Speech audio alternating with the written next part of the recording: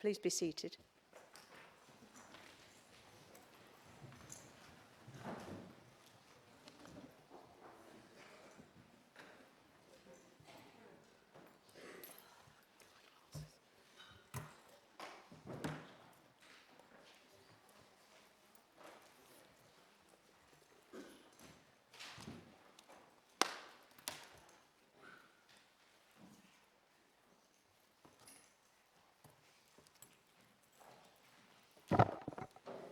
Good evening. I'd like to welcome members to the council meeting.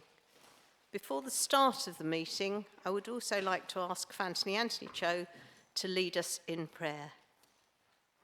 Can I ask that when speaking, members remember to speak directly into the microphone? This will enable members to hear, and the members of the public will also be able to hear. Can I remind members and members of the public to place their mobile phones on silent and to stand where possible when speaking? Can I also remind those members who wish to speak this evening to keep their hands up until they have been acknowledged by the Chief Executive?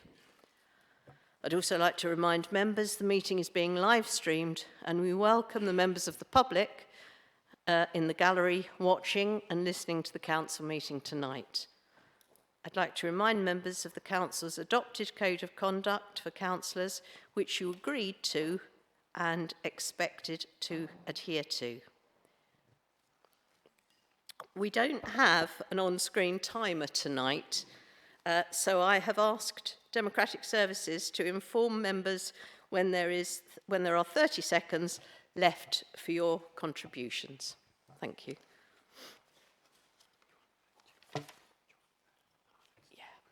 So, Father Cho, do you want to start? In the name of the Father, and of the Son, and of the Holy Spirit. Amen. God our Father, we ask for your wisdom as we begin this meeting. We acknowledge that we need your wisdom and insights, and we welcome your presence among us. Guide us in our discussions and decisions, helping us to seek what is best for all involved. We trust in your perfect wisdom and ask that you direct our meeting according to your holy will. In the letter of St. James, it says, "If any one of you lacks wisdom, let them ask God, who gives generously to all without reproach, and it will be given to them." We claim this promise as we start our meeting and trust in your provision. Thank you for being with us always. Amen. Our Father, who art in heaven, hallowed be thy name. Thy kingdom come, thy will be done on earth as it is in heaven. Give us this day our daily bread, and forgive us our trespasses, as we forgive those who trespass against us. And lead us not into temptation, but deliver us from evil. Amen.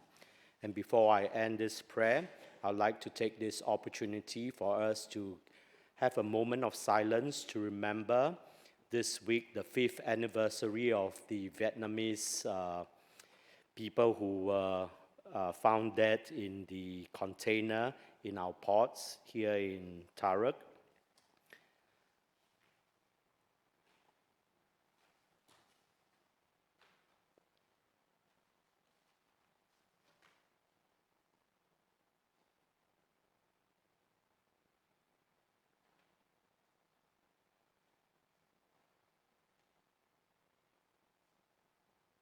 May their souls rest in peace. Amen. In the name of the Father, of the Son, of the Holy Spirit. Amen. Okay, thank you.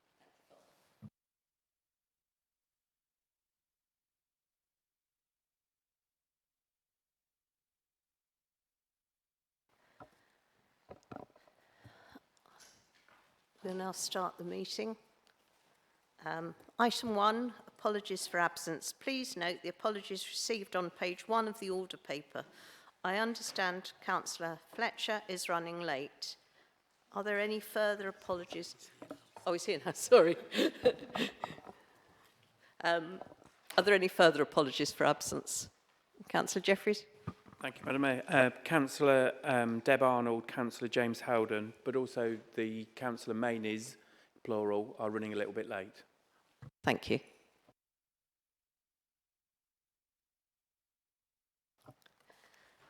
Item 2, the minutes. I move that the minutes of the meeting on the 26th of September 2024, excuse me, set out in the agenda on pages 9 to 26 be approved as a correct record. Is that seconded? Thank you. Is any member in disagreement with the accuracy of the minutes? These minutes are approved. Item 3, items of urgent business. I have not agreed to any urgent items of business. Item 4, declaration of interests.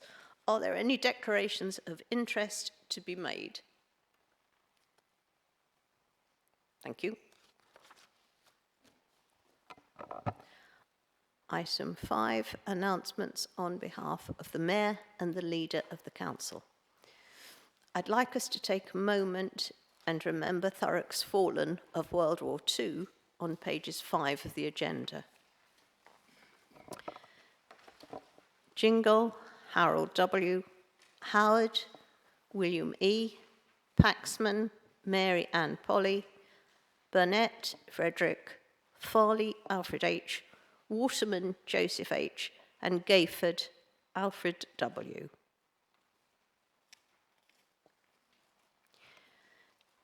I am sad to announce the passing of former councillor and Mayor Margaret Sarah Jones. Margaret had been the first elected Mayor of Thurrock in 1974.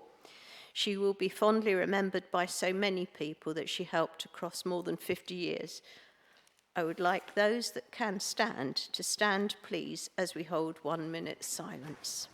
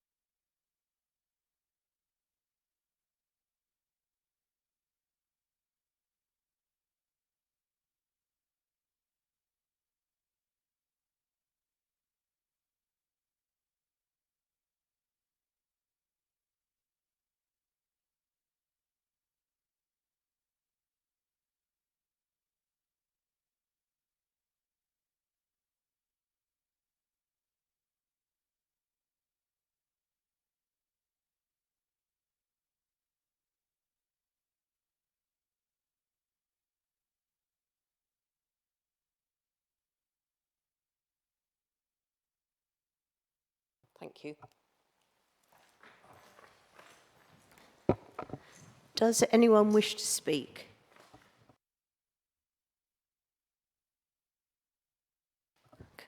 Leader?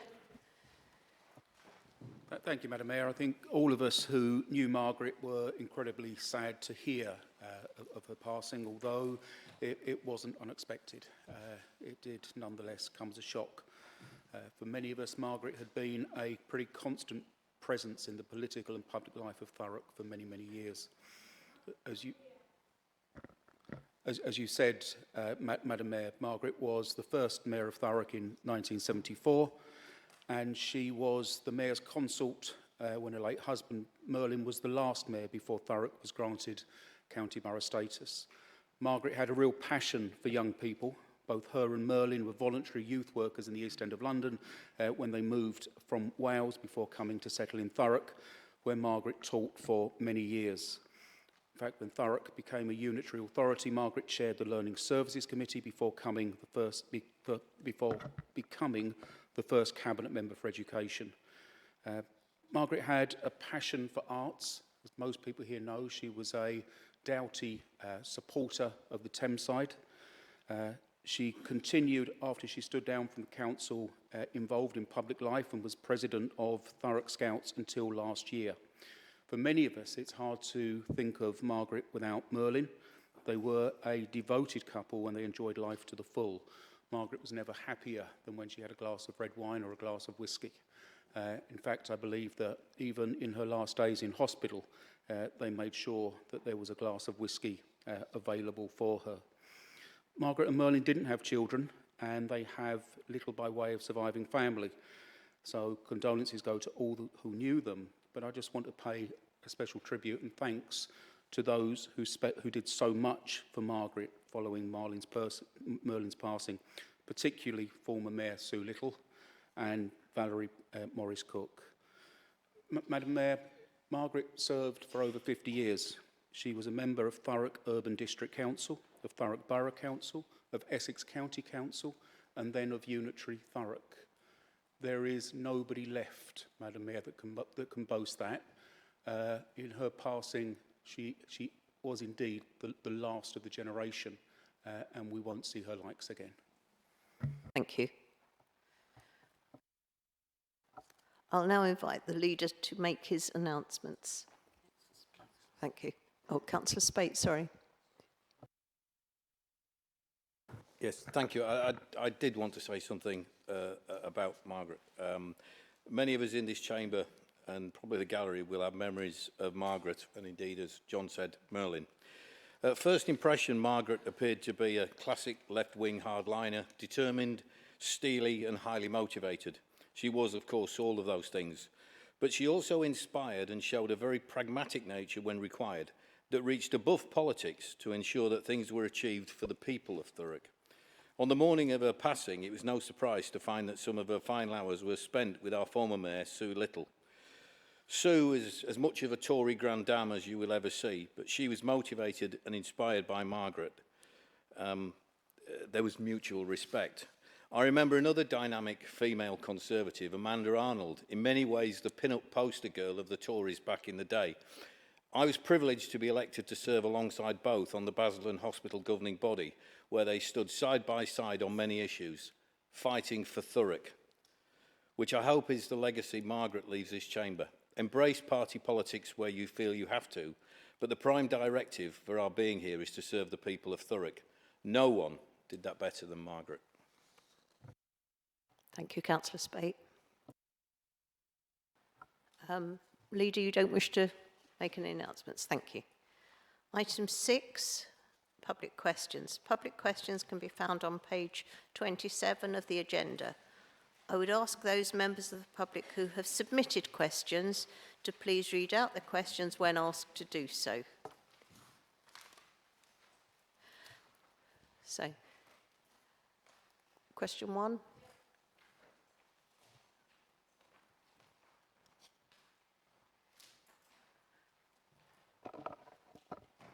Thank you. If I pronounce your surname incorrectly, I apologise, but I did get some advice beforehand. So, Mr. Olashayan, if you'd like to read out, thank you. If you'd read out your question, please. Thank you, Madam Mayor. As a parent of a child who attends Gravesend Grammar, my question is about the ferry, which is a vital service that has been ceased for quite a few months now. I want to know, is there a timeline for when it will resume and what progress is being made, if any, at all? Thank you. Thank you. Councillor Holloway, would you like to respond? Thank you, Madam Mayor. And thank you for your question. I am aware that the loss of the ferry has had a significant impact on many residents, including those who relied on the ferry, not just for leisure, but also for getting to and from work and to and from school. We have heard from many residents just how much the loss of the ferry means to them, and we are committed to finding a commercially sound and sustainable long-term future for this river crossing. We recognise the important role that passenger transport on the river is, and we will be working towards getting a solution as soon as possible. Mr. Olashayan, would you like to pose a supplementary question? Yes, I would. Thank you. I guess all I want to say is, are we talking in the near future or are we talking years? And the reason why I asked this is simply because people are pulling children out of school because they can't do the long commute anymore. So people want to know, are we talking months or are we talking years? Because they have to make life decisions based for their children. Thank you. Thank you. Councillor Holloway? I wish I could give a timescale, whether or not it would be years or months. We are, as I said, working extremely hard for a solution because we know how important it is to residents. I wouldn't want to promise months and then it not deliver. As I said, we are working. There is cross-party support for having a crossing in that place, and officers are working hard continually to try and make sure that happens. And I know that won't be the answer or that you want, but I wouldn't like to promise anything that I can't deliver at this stage. Thank you. Thank you, Mr. Olishai, and you can now take your seat back in the gallery.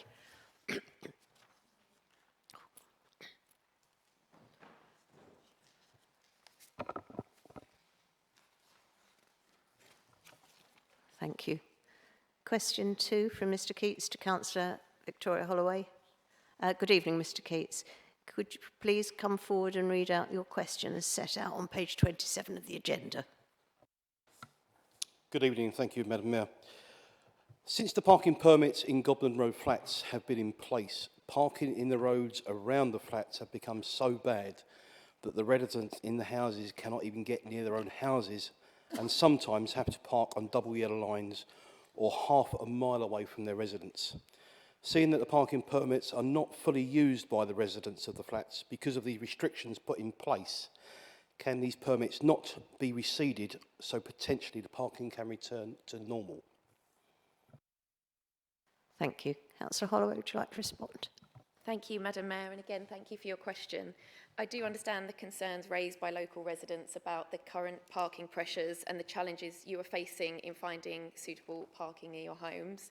I know that residents have been speaking to local Labour councillors who are regularly speaking to officers to find a resolution for people living in the flats and the houses. I'm aware that you've also been updated by local councillors recently too. I can assure you that we are actively considering options to amend the current parking restrictions, and everyone involved is committed to finding a balanced solution that meets the needs of both those living in the flats and those living in the homes, and we'll keep all residents informed as soon as we have more information. Thank you. Mr. Keats, do you wish to pose a supplementary question? No, it's okay, thank you. Thank you. You may return to the gallery.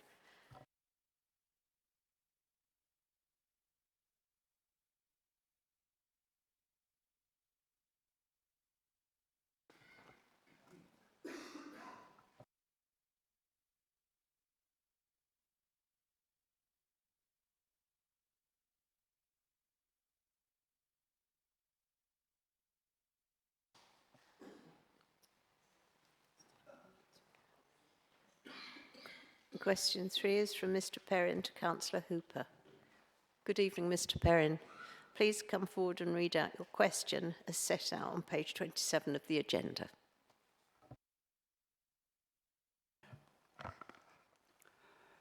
In line with the Thurrock Borough Council's Housing Tenancy Agreement 2014, January, clauses 5, 10, gardens, balconies and communal areas, does the council accept at the very least it has a duty when letting or re-letting a property to comply with its own standards? Thank you. Councillor Hooper, can you respond, please? Thank you, Mr. Perrin, for your question. The council is bound by its tenancy agreement and fit-to-let standards and void policy. According to the tenancy agreement and fit-to-let standards, gardens must not be overgrown, untidy, and must be free of rubbish and debris. These standards apply to departing tenants, with any charges for non-compliance being rechargeable to them. If the garden becomes overgrown whilst the property is void, the responsibility for its maintenance falls to the voids team, or in some cases, estate staff. Additionally, under the council's void policy, there is some flexibility to defer certain repairs to speed up re-letting in some cases. Gardens may well be left with works to complete when a new tenant moves in. Thus, the council aimed to meet its fit to let standards by and voids policy does have an exception to those rules when it comes to letting a property quickly. However, when letting a property quickly with a new tenant, there is an agreed time frame for these repairs to the gardens or their homes before the tenant moves into the property. Thank you, Councillor. Mr Perrin, do you wish to pose a supplementary question? Yes, please, Madam Mayor. I believe the council, when letting or reletting a property, far too frequently falls short of the standards it sets in its housing tenancy agreement, particularly with regard to gardens. Clause 510(2) states, if a garden, which is your responsibility, becomes overgrown or cluttered as to cause a nuisance, and there is no good reason why you cannot clear and tidy the garden, we may, after writing to you, first giving you an opportunity to do the work, clear the garden and recharge you the reasonable cost of having to do so. Are you aware that the council offers an as-is agreement when letting a property with an existing overgrown or cluttered garden, thereby abrogating its responsibilities to the tenant? If tenants decline to accept this as-is, take it or leave it agreement, they may well have to wait weeks or months for another available property. To add insult to injury, having coerced the tenant into signing an as-is agreement regarding an already overgrown garden, the council informs the tenant if she does not cut the grass, the council will cut it and charge the tenant for doing so. How sneaky is that? Will you ensure that the disreputable take it or leave it as it is agreement is discontinued and that the council practice what it preaches and properly maintains the property, including gardens, between lettings? Thank you, Mr Perrin. Councillor Hooper, would you respond, please? If that is the case, I would like to know about it. So if any tenants have this issue, I'd like them to contact me as soon as possible, and I will try and work with the voids team to resolve those issues. Thank you. Thank you, Madam Mayor. Mr Perrin, you can return to the gallery.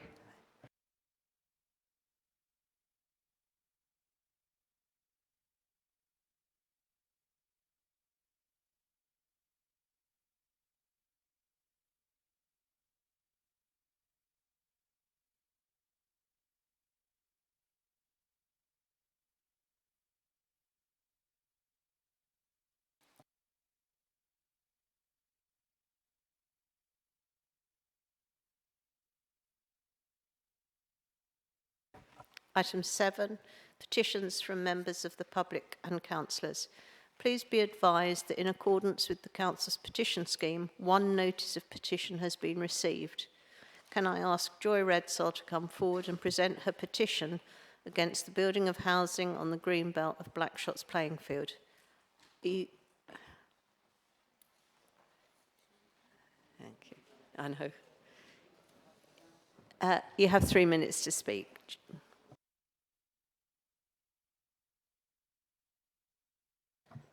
Thank you, Madam Mayor, very much. This is a petition against, not just for the residents of Blackshots, but the whole of Thurrock, against development on Green Belt. The Green Belt policy exists to prevent urban sprawl and protect valuable green spaces from public use.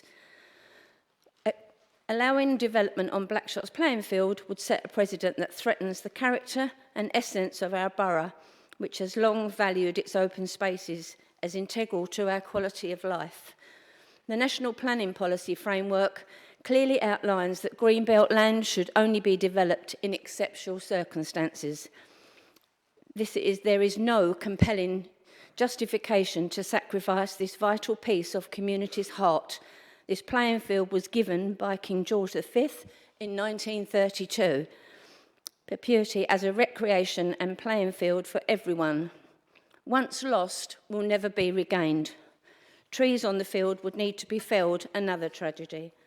The field was gifted by royalty, preserved through the decades and worth fighting for more than ever.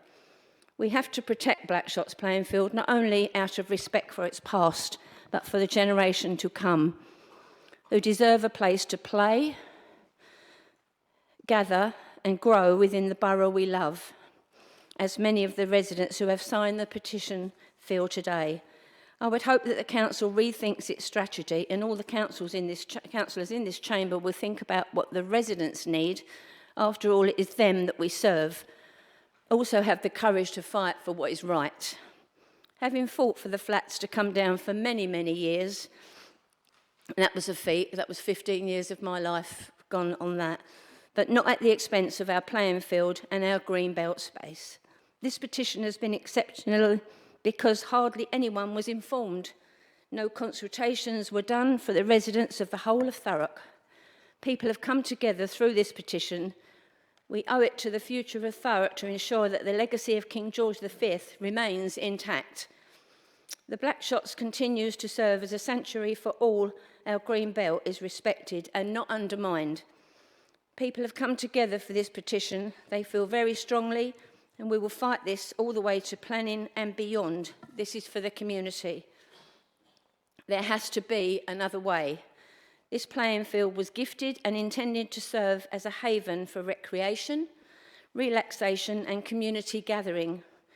My thanks goes to all the hard work put in by the residents to bring this petition forward. 30 seconds, Mrs. Blackshots is not just a field, it is part of our heritage and a symbol of Thurrock, and a symbol of commitment to a quality of life for all its residents. This petition has been signed by residents from all over Thurrock, not just Blackshots. This field is also used for many sports and children from the local schools. We have to protect our open spaces forever. I hope everyone in this chamber realises what it takes to get a petition like this together, the passion that everyone in the borough feels about our own space. It was 2,300, and there is an online petition with that as well. Thank you, Madam Mayor. Thank you. Councillor.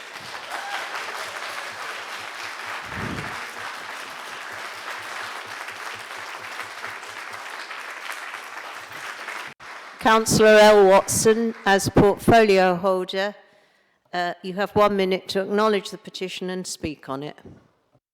Thank you, Madam Mayor. Thank you, Mrs. Redsill. You're quite right. You were, for 8 years or 15 years, going for the Blackshots. However, you did sit on the Housing O&S scrutiny, where this went twice, where you never said a word. You actually attended Cabinet, where it was unanimously put through by the Cabinet at the time. You never said a word. You never put a recommendation through. It feels like a bit like a campaign coming on for 2025. So I'll take the petition.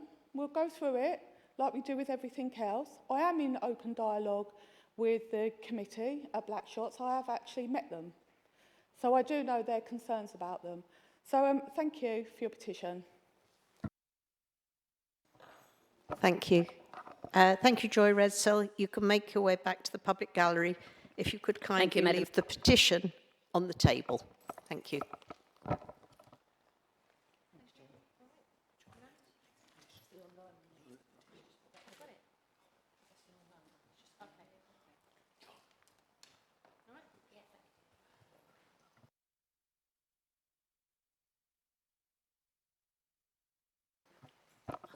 Item 8, update report in respect of those petitions presented at Council and Council offices.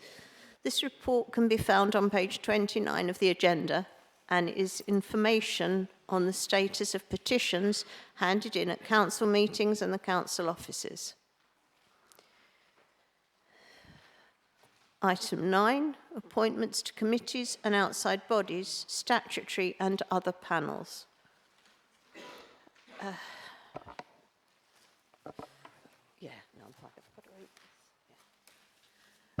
Note to changes of political groups with Councillor Allen now part of the independent group, a political balance report will be brought to the November Council. I would like to remind members there are still vacant appointments on Campaign to Protect Rural Essex, outside body, Constitution Working Group, a member is needed for that, and Health and Wellbeing Board, a member. Are there any other changes to appointments? Councillor Jeffreys? Thank you, Madam Mayor. Just two changes. Councillor Deb Arnold is to be substitute on ONS for People, and Councillor Johnson is to be a substitute on ONS Place. Thank you.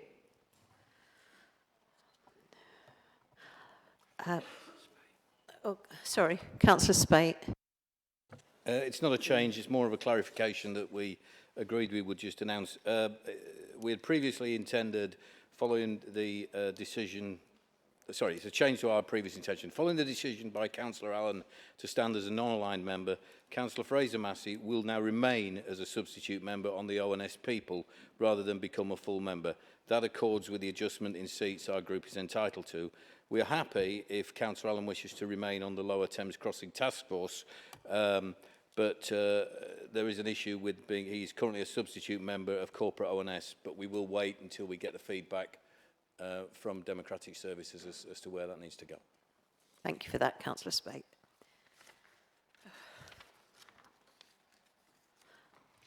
Under Council Procedure Rule 3.7, I have varied the order of business this evening so that we can hear motion number 1 next.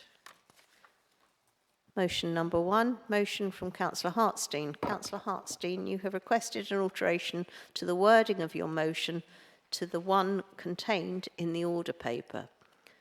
Do I have the consent from the Chamber to accept this alteration? Thank you. Can I now ask Councillor Hartstein to read out her altered motion, please, as printed on page 2 of the order paper? Thank you, Madam Mayor.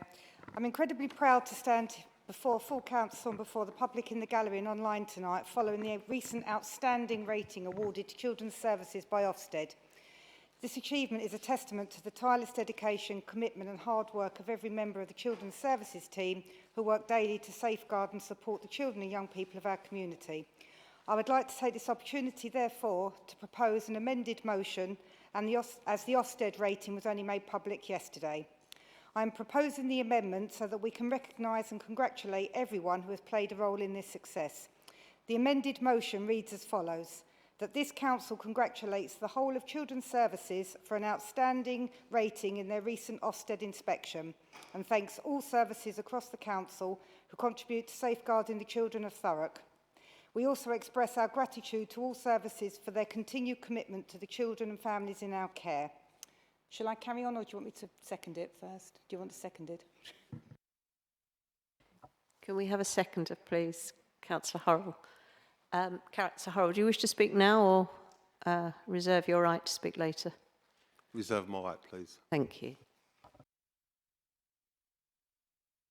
Councillor Hartstein, you can carry on. Thank you, Madam Mayor.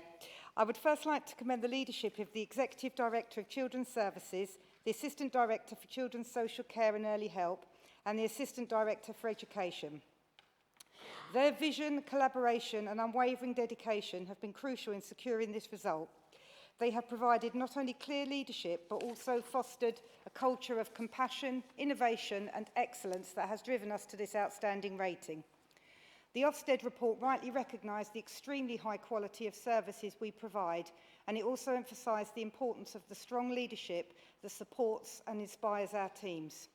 It is this leadership, combined with the unwavering hard work and dedication of all our staff, that has allowed us to build a service that is responsive, resilient and entirely focused on delivering the best outcomes for Thurrock's children and families. I want to extend my heartfelt thanks to every single person in Children's Services and all colleagues across the Council who contribute to safeguarding our children. Your work makes a profound difference, ensuring that every child in Thurrock is given the opportunity to thrive in a safe and supportive environment. This work has now been publicly recognised in the truly exceptional Ofsted report and noted by Ofsted to be despite extremely difficult financial circumstances, which makes the outstanding rating even more astonishing. Congratulations. To this end, I move the amended motion. Thank you, Madam Mayor. Thank you. Does any other member wish to speak? Councillor Spate. Thank you, Madam Mayor. And in my role, three things: as a borough resident, as a parent, as a corporate parent, and as a councillor, I absolutely share all the congratulations to everyone involved in the Children's Services departments.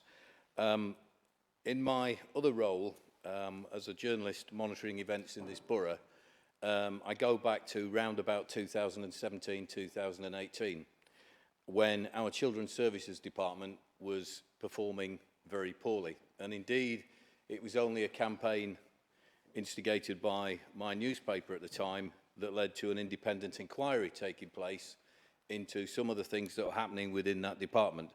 So that shows how far we've come. And I really do know from the work that I do on scrutiny that things are so much better, and that we're benefiting so many young people in the borough. Not everything is perfect. It's an incredibly difficult world out there.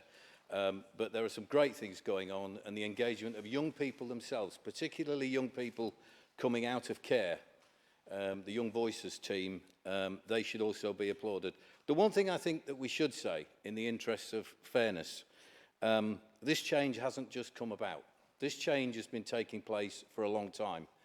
As I go back to 2018, and I do think that credit should be given to, and it's very rare for me to say this, but to some of my councillor colleagues, some are here tonight, but in particular I think of Councillor Arnold, Councillor Holden, Councillor Sue Little, who have had respective responsibility for aspects of children's services. They set many of these changes in place. They contributed to the change that has happened, and we shouldn't forget that. It hasn't just happened since the beginning of May this year. It's a long process, and I commend everybody on that side of this chamber, on this side of this chamber, and all the many, many officers and the many volunteers and many of the children who've come through that service for everything that they've done, that we're in this good place today. Thank you, Councillor Spate. Councillor Johnson, please. Thank you, Madam Mayor, and thank you for the motion, Councillor.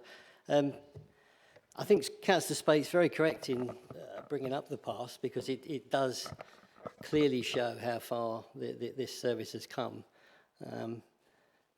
I first became portfolio holder, I think it was roughly 3 years ago here, and I remember Councillor Howden giving me what we called a handover, and it happened at my home, and it really brought home to me how important this role is. You know, for these people are the most vulnerable in our society, and I took it on board then to be as proactive as I could, as past members have also.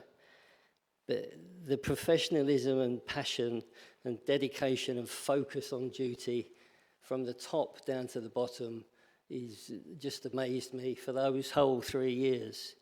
You know, Sheila, Janet, Michelle, amazing. Numerous amounts of balls that we sat on with numerous amounts of colleagues outside of the borough, or outside of the council, that played a part in making this happen. I'm going to say something now which probably sounds very blasé, but it really wasn't meant to be, because having seen it as much as I had, and only recently, I still speak to the social workers. It was only recently I spoke to a young lady, and she was mentoring a social worker who was in, I think it's called their last 100 days before they get their wings. And I couldn't believe that this person hadn't really started yet, knew exactly how this job should be done, why it should be done. And it really did hit me that this was always going to be an outstanding. If it wasn't an outstanding, then there are an awful lot of councils out there that would have been in an awful lot of trouble, because the work done from top to bottom is just utterly amazing. Of course, I support this motion, and I'd like to give my personal thanks to all of you. Thank you. Thank you. Leader? Yeah, thank you, Madam Mayor. And this is a tremendous and significant achievement. And I just want to reflect for a moment that after what has been a couple of very, very difficult years, it's just fantastic to have something that is truly remarkable to reflect on. And my congratulations to everybody concerned. And I think we should just reflect on how outstanding this is. I believe that there are only 5 other authorities that are outstanding, 3 counties, 2 London boroughs. That really sets the scene and sets the context for just how well we have done. And I was privileged to be with Ofsted when they delivered their feedback. And some of the things they said were really quite moving. They spoke about inspirational and innovative leaders. They spoke about the leadership within children's services being relentless, credible and visible.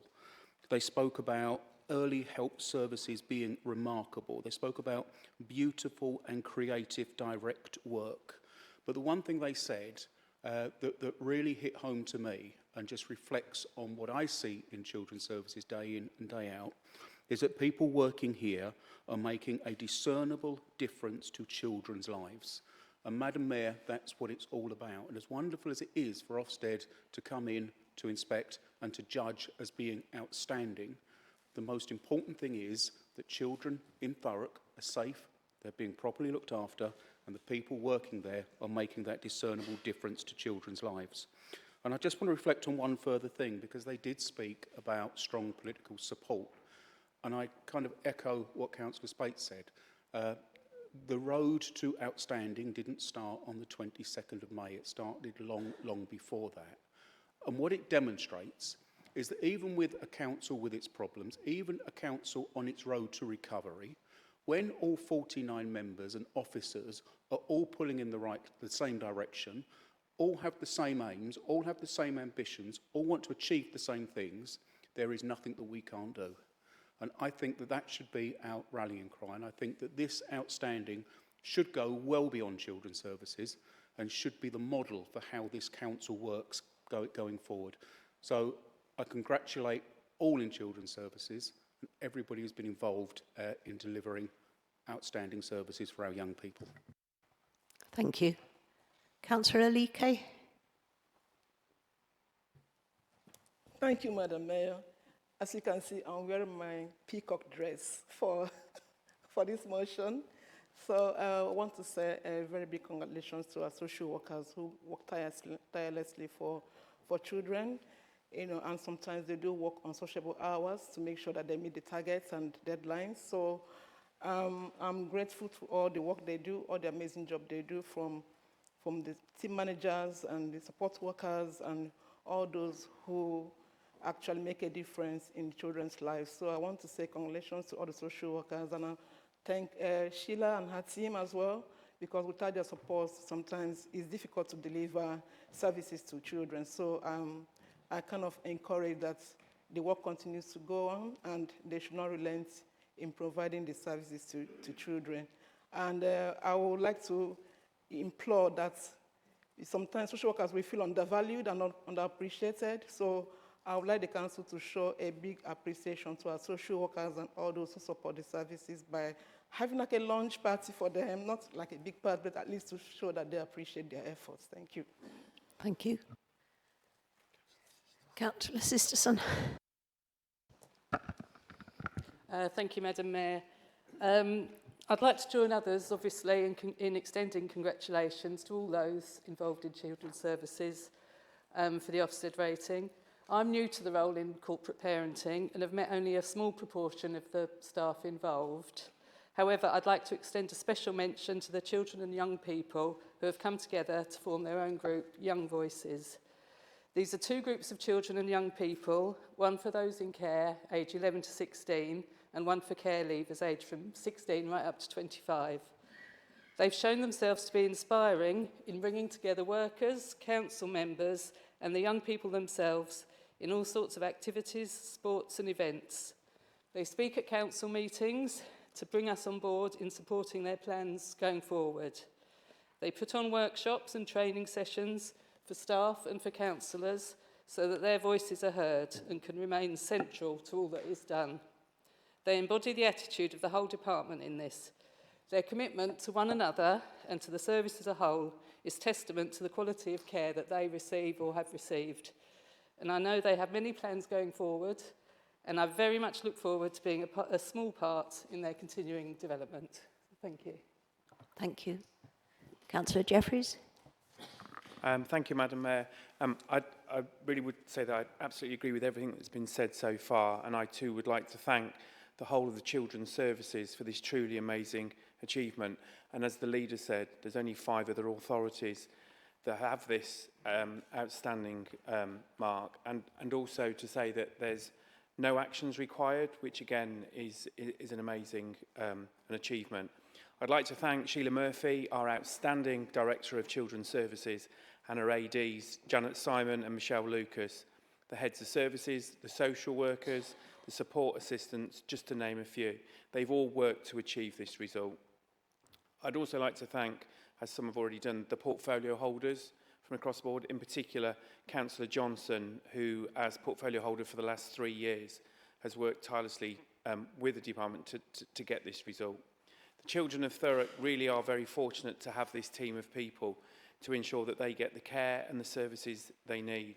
So I'm delighted to support this motion, and once again would like to thank Sheila and the team for this outstanding report. Thank you. Councillor Jane Maney. Thank you, Madam Mayor.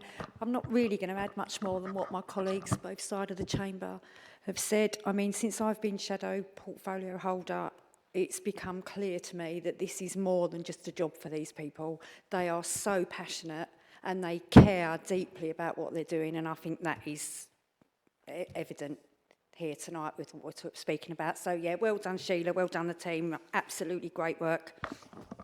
Thank you.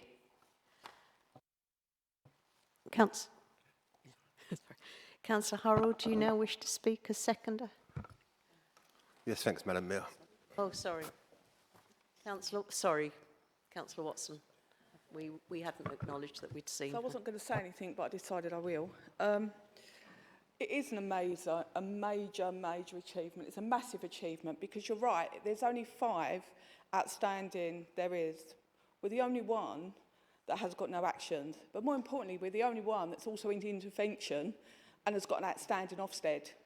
So it just goes to prove just what a brilliant children's service we got. Well done, Sheila, and all your team. You thoroughly deserve it. Lap it up.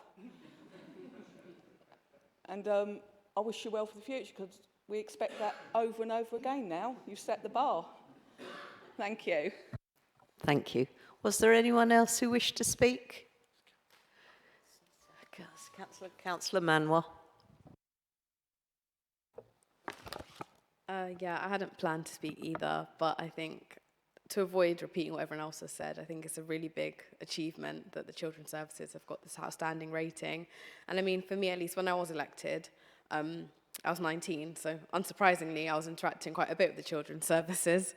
And being on corporate parenting was a really, really fun kind of committee to be on, because although we were dealing with really, really kind of serious and sometimes quite challenging stuff, it really felt that everyone was really engaging and we all worked together, irrespective of party or like political allegiance. We really wanted to work together, and it was a really, really enjoyable time being on that committee. So I'm not surprised that they've got this rating, but I just wanted to say thank you for all the work that you're doing, and I think the young people of Thurrock really appreciate it as well. So thank you. Thank you, Councillor. Councillor Hurrell, do you now wish to speak as seconder? I think we've spotted everyone. I think so, yeah. Thank you, Madam Mayor. First of all, congratulations. That's the number one thing. It's truly outstanding what Children's Services have done in this borough. As Chair of Corporate Parenting, I'm very happy and proud to be second in this motion. Firstly, can I say how pleased I am that this extremely deserving motion was submitted to full council for us to celebrate tonight. 2 weeks ago was Children's Social Care Practice Week. I'm taking a different slant on this on purpose. I attended 5 out of the 8 events that took place. I know some of the other members and officers here were present to. Firstly was a presentation by Virtual School. The presenter was very passionate regarding children's education services. This was very well presented and extremely informative. Next was Parent Carer Forum. Many professionals and volunteers were present. This was held at the Tilbury Family Hub. The hub itself is a marvellous place for families and children to develop their skills and to meet other young children and parents. There are 11 family hubs in Thurrock, and I honestly recommend all members to get involved in this, and any families with young children to be involved as well. After that was unaccompanied asylum seekers. 2 young persons, both under 18 at their time of travelling to the UK, told of their personal harrowing story of their journey here. It was really moving, and I thank them for their bravery. Then power of participation. Young persons, care leavers, opened their eyes and taught us much regarding their lives and experiences of being in care and of being a care leaver. Like Councillor Sister said, truly inspirational. They're just brilliant. The last one I attended was foster carers, young people.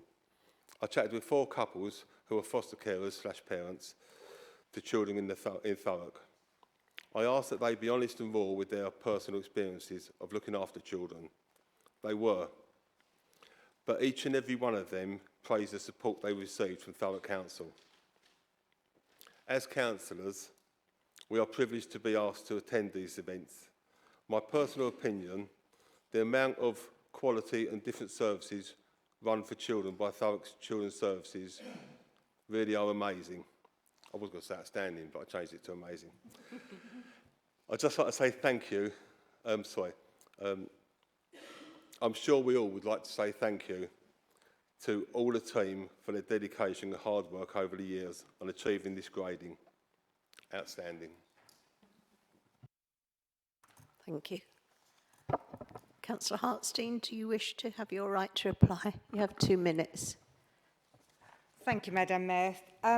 It's given me great joy to move this amended motion tonight. As Cabinet Member for Children's Services and Education, it makes me very proud to provide the political support and leadership in an area of the Council's work that I'm absolutely committed to and passionate about. This motion and the recognition within the Ofsted report for all officers involved is very much deserved. Thank you, Madam Mayor. Thank you. I'll now move to the vote. All those members in favour of the altered motion, please show.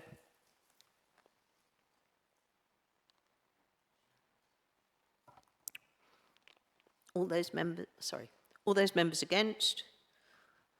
All those members abstain from the voting on the altered motion. Thank you. That's passed.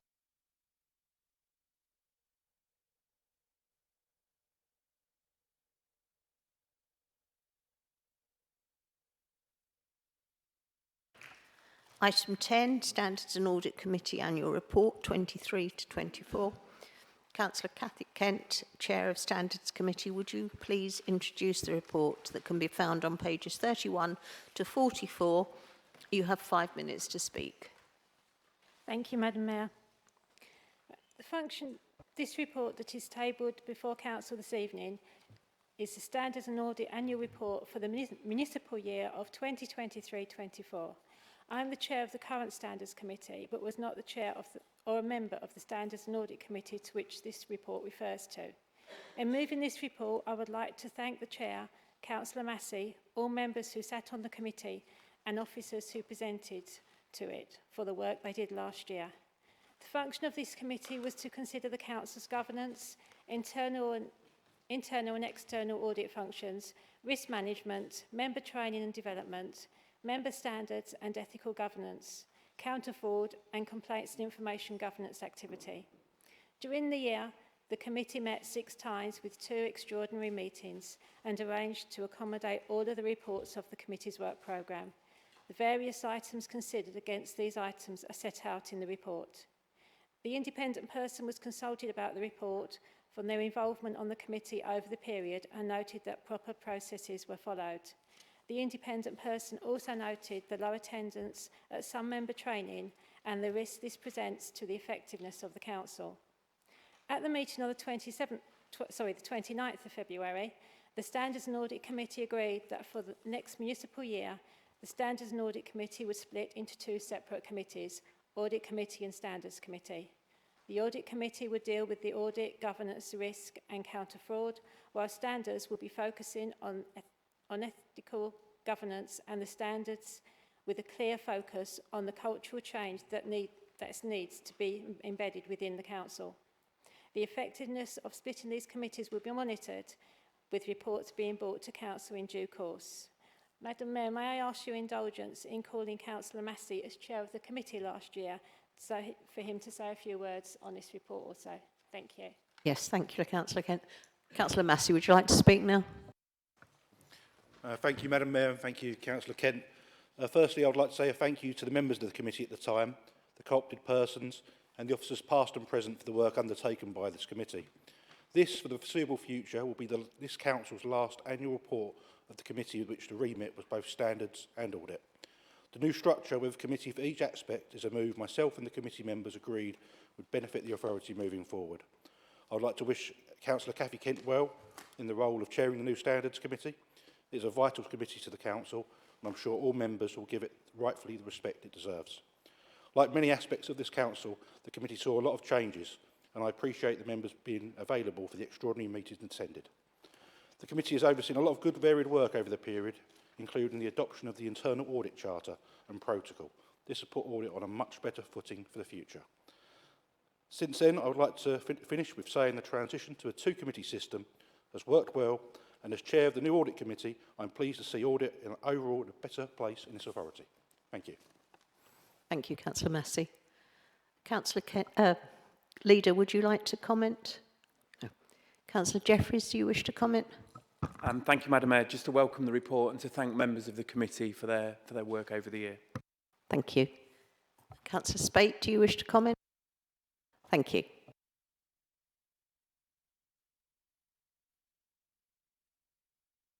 Would any other member like to speak at this point? And please, when you put your hand up, can you make sure we do spot you? Otherwise, I seem very rude and ignore people. Thank you.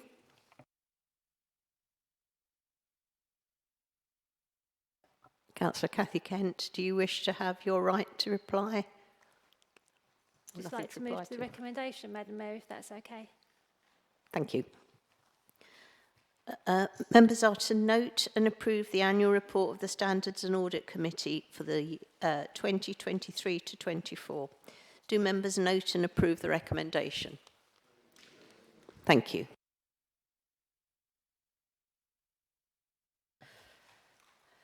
Item 11, changes to the Council Contract Procedures Rules. Councillor Maldoni, would you please introduce the report that could be found on pages 45 to 82? You have 5 minutes to speak. Thank you, Madam Mayor. I won't be taking 5 minutes. The report in front of you outlines the proposed changes to the Council's contract procedure rules due to the implementation of the Procurement Act 2023. So these amendments are necessary to align with our new procurement regulations, which will replace the Public Contract Regulations 2015 and other relevant regulations starting from February the 24th, 2025. So the amendments have followed the required improvement route and received endorsement from Cabinet earlier this month. And I would like to thank all staff involved for their hard work bringing us into compliance with the new law. So to ensure our compliance with national standards, I urge the Council to formally adopt these updated rules. This will not only maintain lawful and transparent procurement processes, but also strengthen our commitment to effective governance. Thank you. Thank you, Councillor. Leader, would you wish to comment?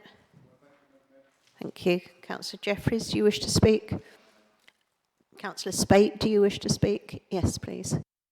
Yeah, just briefly, Madam Mayor. At the end of the day, this is instituted by a change that are brought down from government who've looked at procurement across the whole of the public sector, and it has been found wanting. I think all the councillors here at some point or another will have heard the phrase brown envelopes. There's a common misconception, I say misconception, that there's a lot of things going on that shouldn't be going on. I think it is the exception when it happens very much than the rule. And I can say in many years of covering Thurrock Council, I can only recall, I think, one instance where there was anything that was bounding on terms of criminality. But what I do hope that this new set of procedures does is inspires our officer cohort to do exactly what was just talked about, transparency and lawfulness in terms of letting people know what's going on. One of the things that does concern me is that the new rules say that you can have direct awards without advertisements.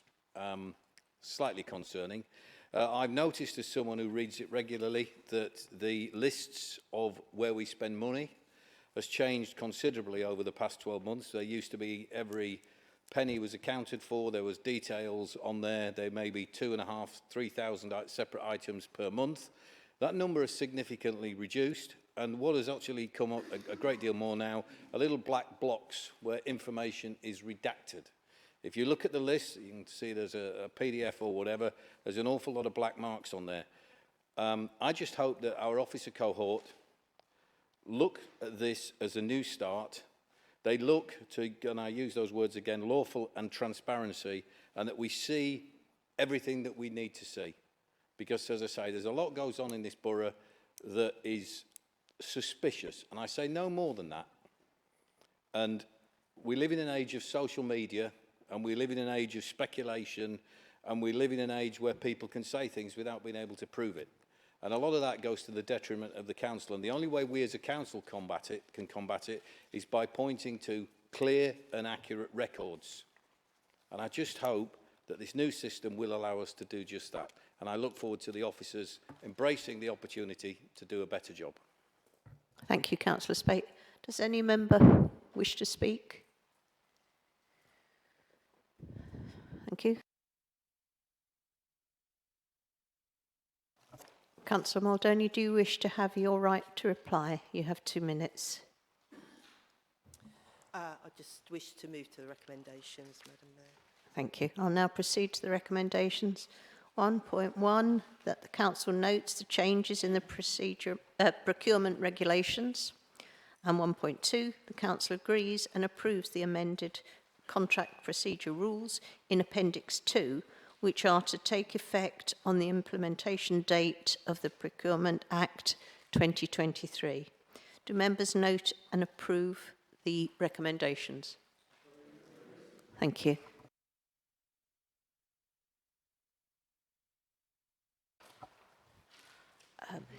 Item 12, Local Code of Corporate Governance. Councillor Worrell, would you please introduce the report that can be found on pages 83 to 134? You have 5 minutes to speak. Thank you, Madam Mayor. The Code of Corporate Governance is key to ensuring the Council operates with transparency, accountability and integrity. This document went to Audit Committee on the 11th of July. They welcomed its introductions and recommended it to Cabinet for approval.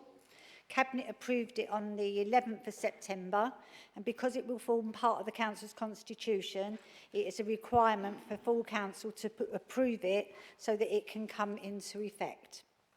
While it's not a statutory requirement, implementing this local code is considered good practice and aligns with the Improvement and Recovery Plan. It consolidates all of our governance and accountability processes into one single document, setting clear standards and how we as a council will function moving forwards. Developed in line with SIPFA guidance and with input from across the organisation, this code represents a fresh start for how we will operate, ensuring that we are fully accountable to our residents and to our stakeholders. Through the annual government statement, we will track our performance against the code, making sure that any areas need improving are addressed within the action plans.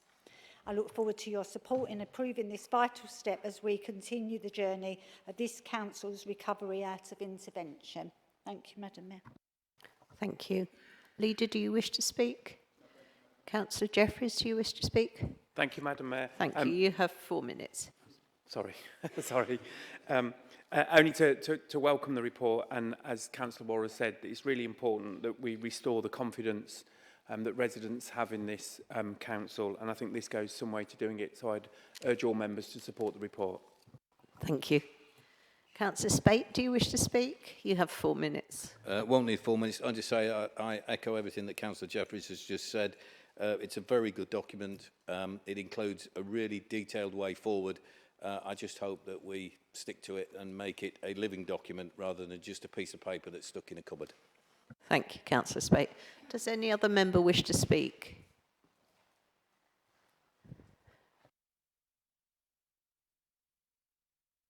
Councillor Worrell, do you wish to have your right to reply?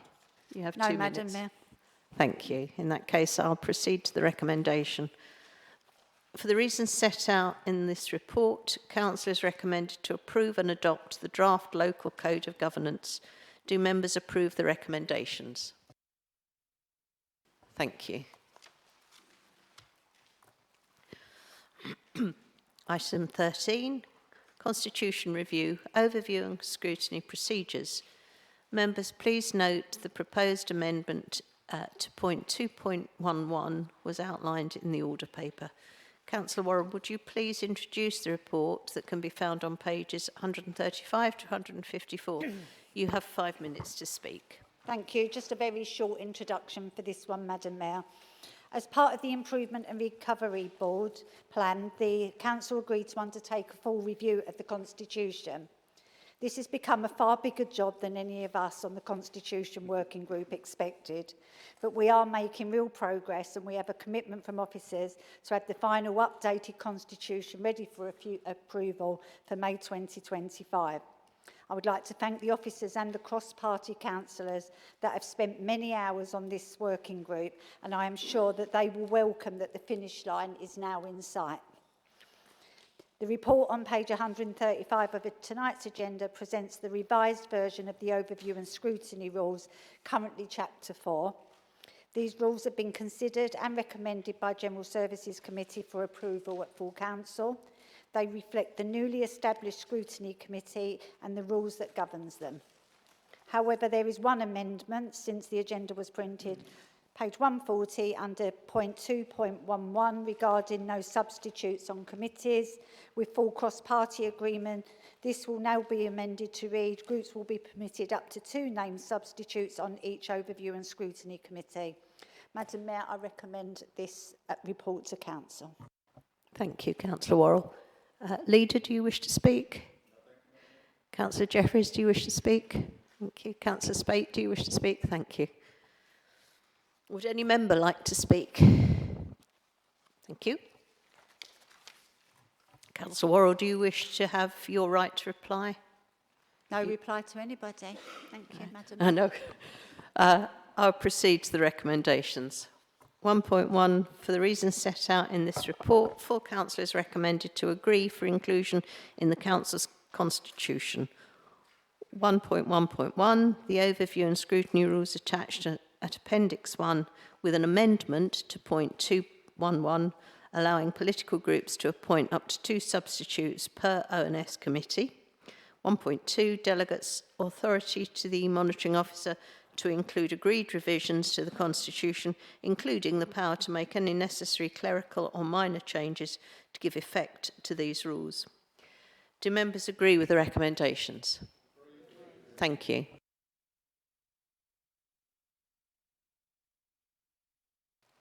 Item 14, Overview and Scrutiny Work Programmes 2024 to 25. Leader, would you please introduce the report that can be found on pages 155 to 170? You have 5 minutes to speak. Madam Mayor, I'm very pleased to introduce the report. As far as I'm concerned, a properly functioning, effective overview and scrutiny process running alongside an executive is an absolutely essential component of a well-run local authority. And I just want to thank all of those members who are involved in the scrutiny process, especially those who take a leading role in chairing scrutiny committees or acting as a vice chair of the scrutiny committee for the amount of time and effort that I know they put in. Madam Mayor, I don't think it's appropriate for me to actually be introducing this report, so with your indulgence, could we ask the three scrutiny chairs to briefly introduce their own work programmes, please? Yes, that's fine. Do you want them to do that straight away? Well, yeah. Yeah, perhaps if you introduce them and then we can move forward. If we do it in the order that we have the work programmes, we'll start with the People Scrutiny Committee, shall we? Thank you. Absolutely. Thank you, Councillor Kent. And thank you for the opportunity to speak. Firstly, let me say that this committee work programme must and always should be a movable menu. And I am a little concerned in the item we discussed where there's talk of 7 days' notice, but we'll see how we get around with that in terms of bringing urgent matters of business to fare. But in terms of ONS People, over recent months, the Scrutiny Committee has adapted and tackled issues, including the shocking waiting times for children to see specialists or receive medical care. It has tackled and brought about an improvement in phlebotomy services in the borough, though remains room for much more improvement. It has questioned the structure and effectiveness of the Integrated Care Board, and at our next meeting we'll have some telling questions for those that sit on that board. And we have taken a strong interest in the financial performance, not just of external organisations such as the Mid and South Essex NHS Hospitals Trust, but our own departmental services, with a weather eye very much on the issues of overspend in children's services and what can be achieved to mitigate them. We are determined to, in our drive to see that promises made to this borough and service pledges made to this borough are honoured, with Orsett Hospital very much the focus of that attention.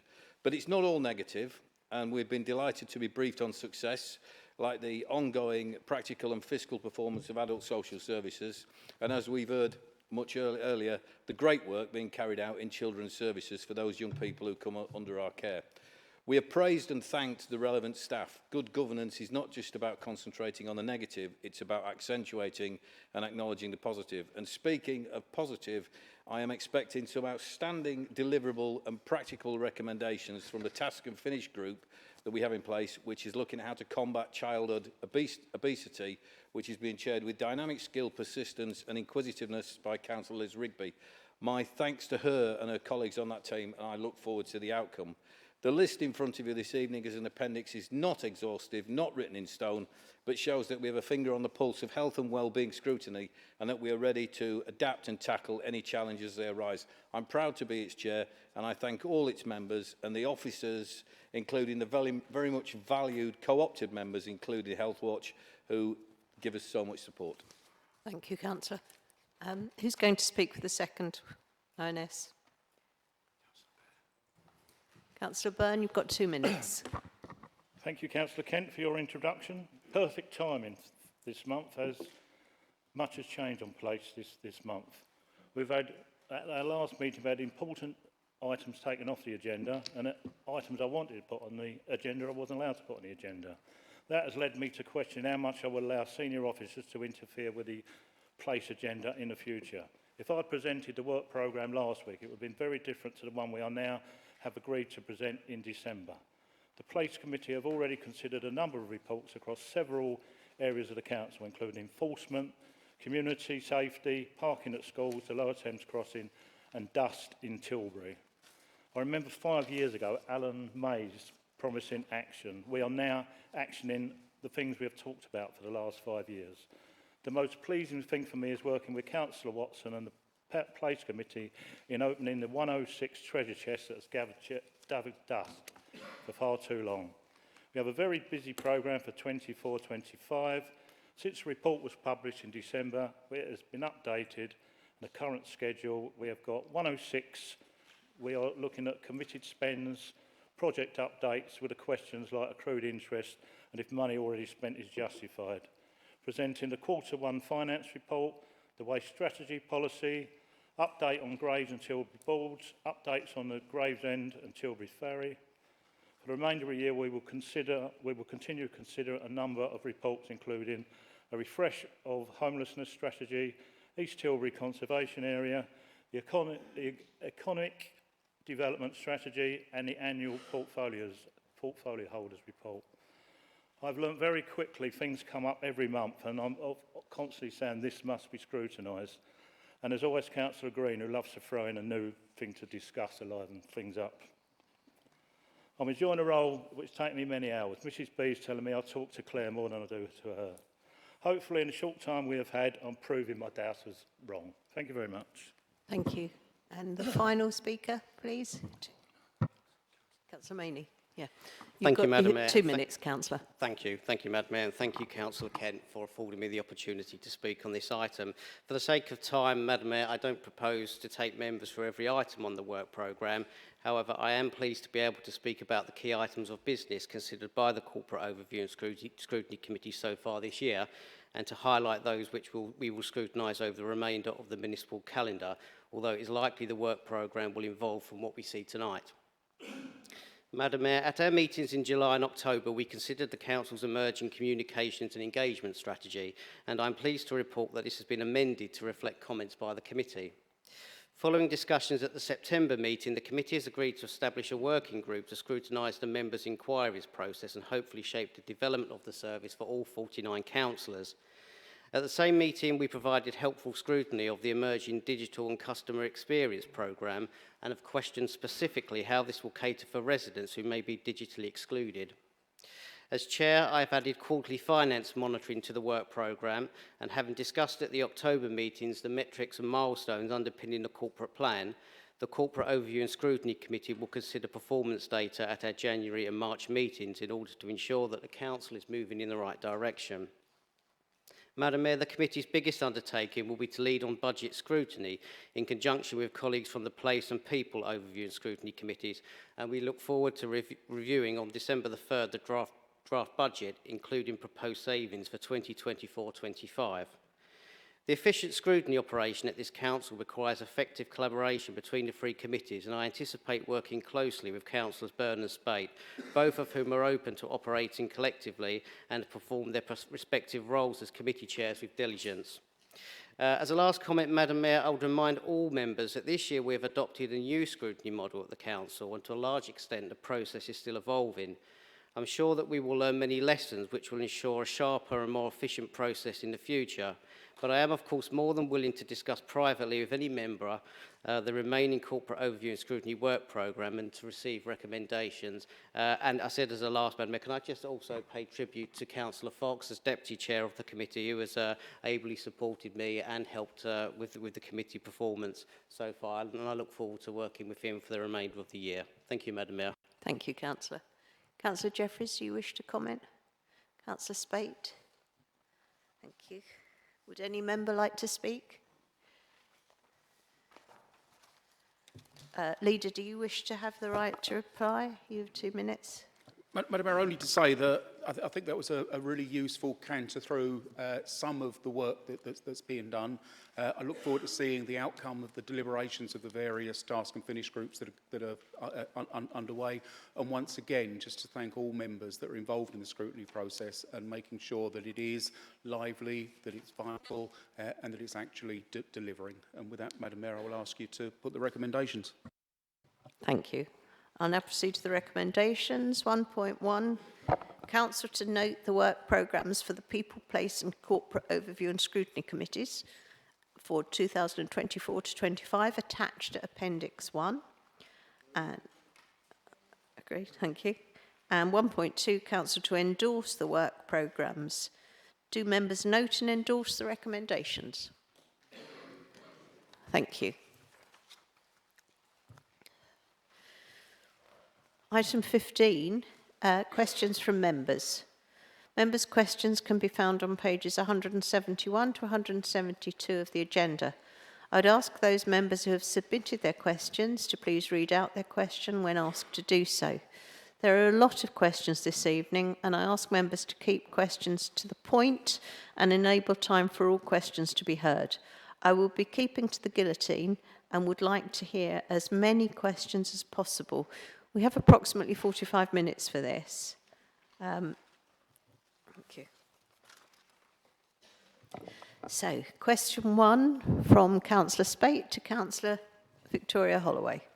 Councillor Spate, please read out your question as set out on page 171 of the agenda. Thank you, Madam Mayor. This obviously is a question that's carried over from the previous meeting. Things have slightly changed, but I'll read it as written because I'm doing this on the behest of residents in my ward.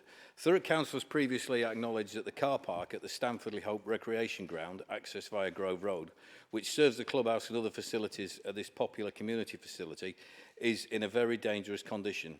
Officers and engineers have visited the car park and have acknowledged and recognised the risk users face. At least 2 people have suffered significant injuries, putting the council at risk of litigation and compensation. It is the council's responsibility to maintain this site and keep it safe.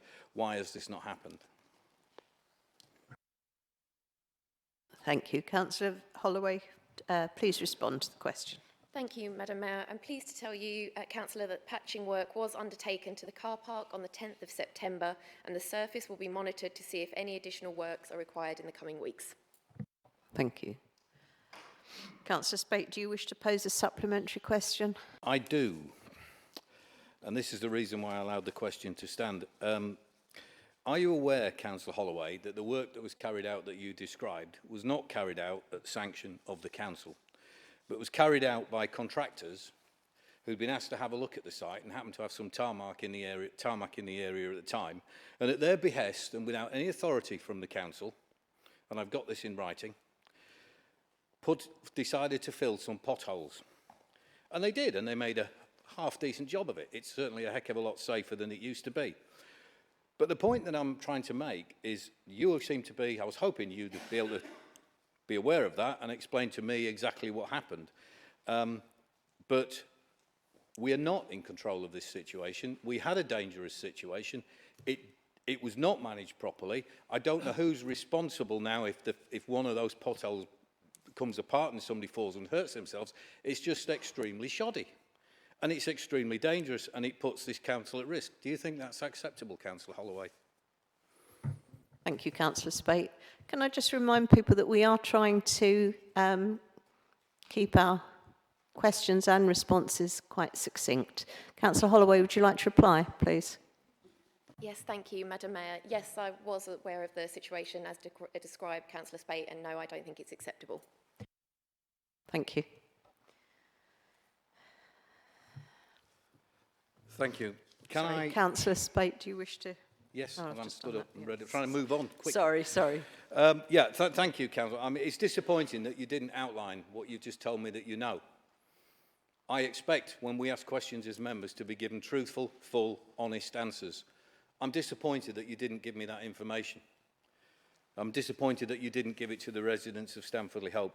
Can we expect better in future? Thank you.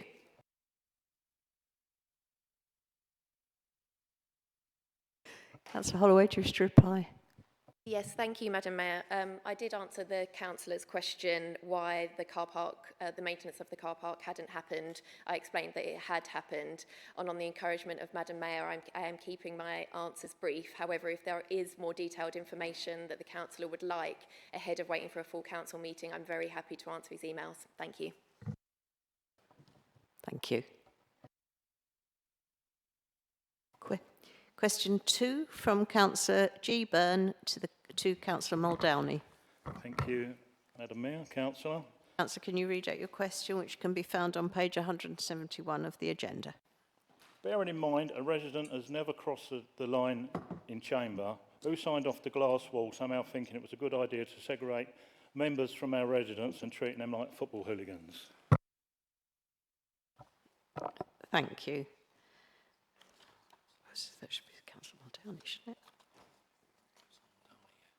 Councillor Muldowney, can you respond, please? Thank you, Madam Mayor. The partition was installed following concerns raised by councillors, and I think particularly female councillors, about their safety and that of other attendees at council meetings during the summer of 2023, so preceding this administration.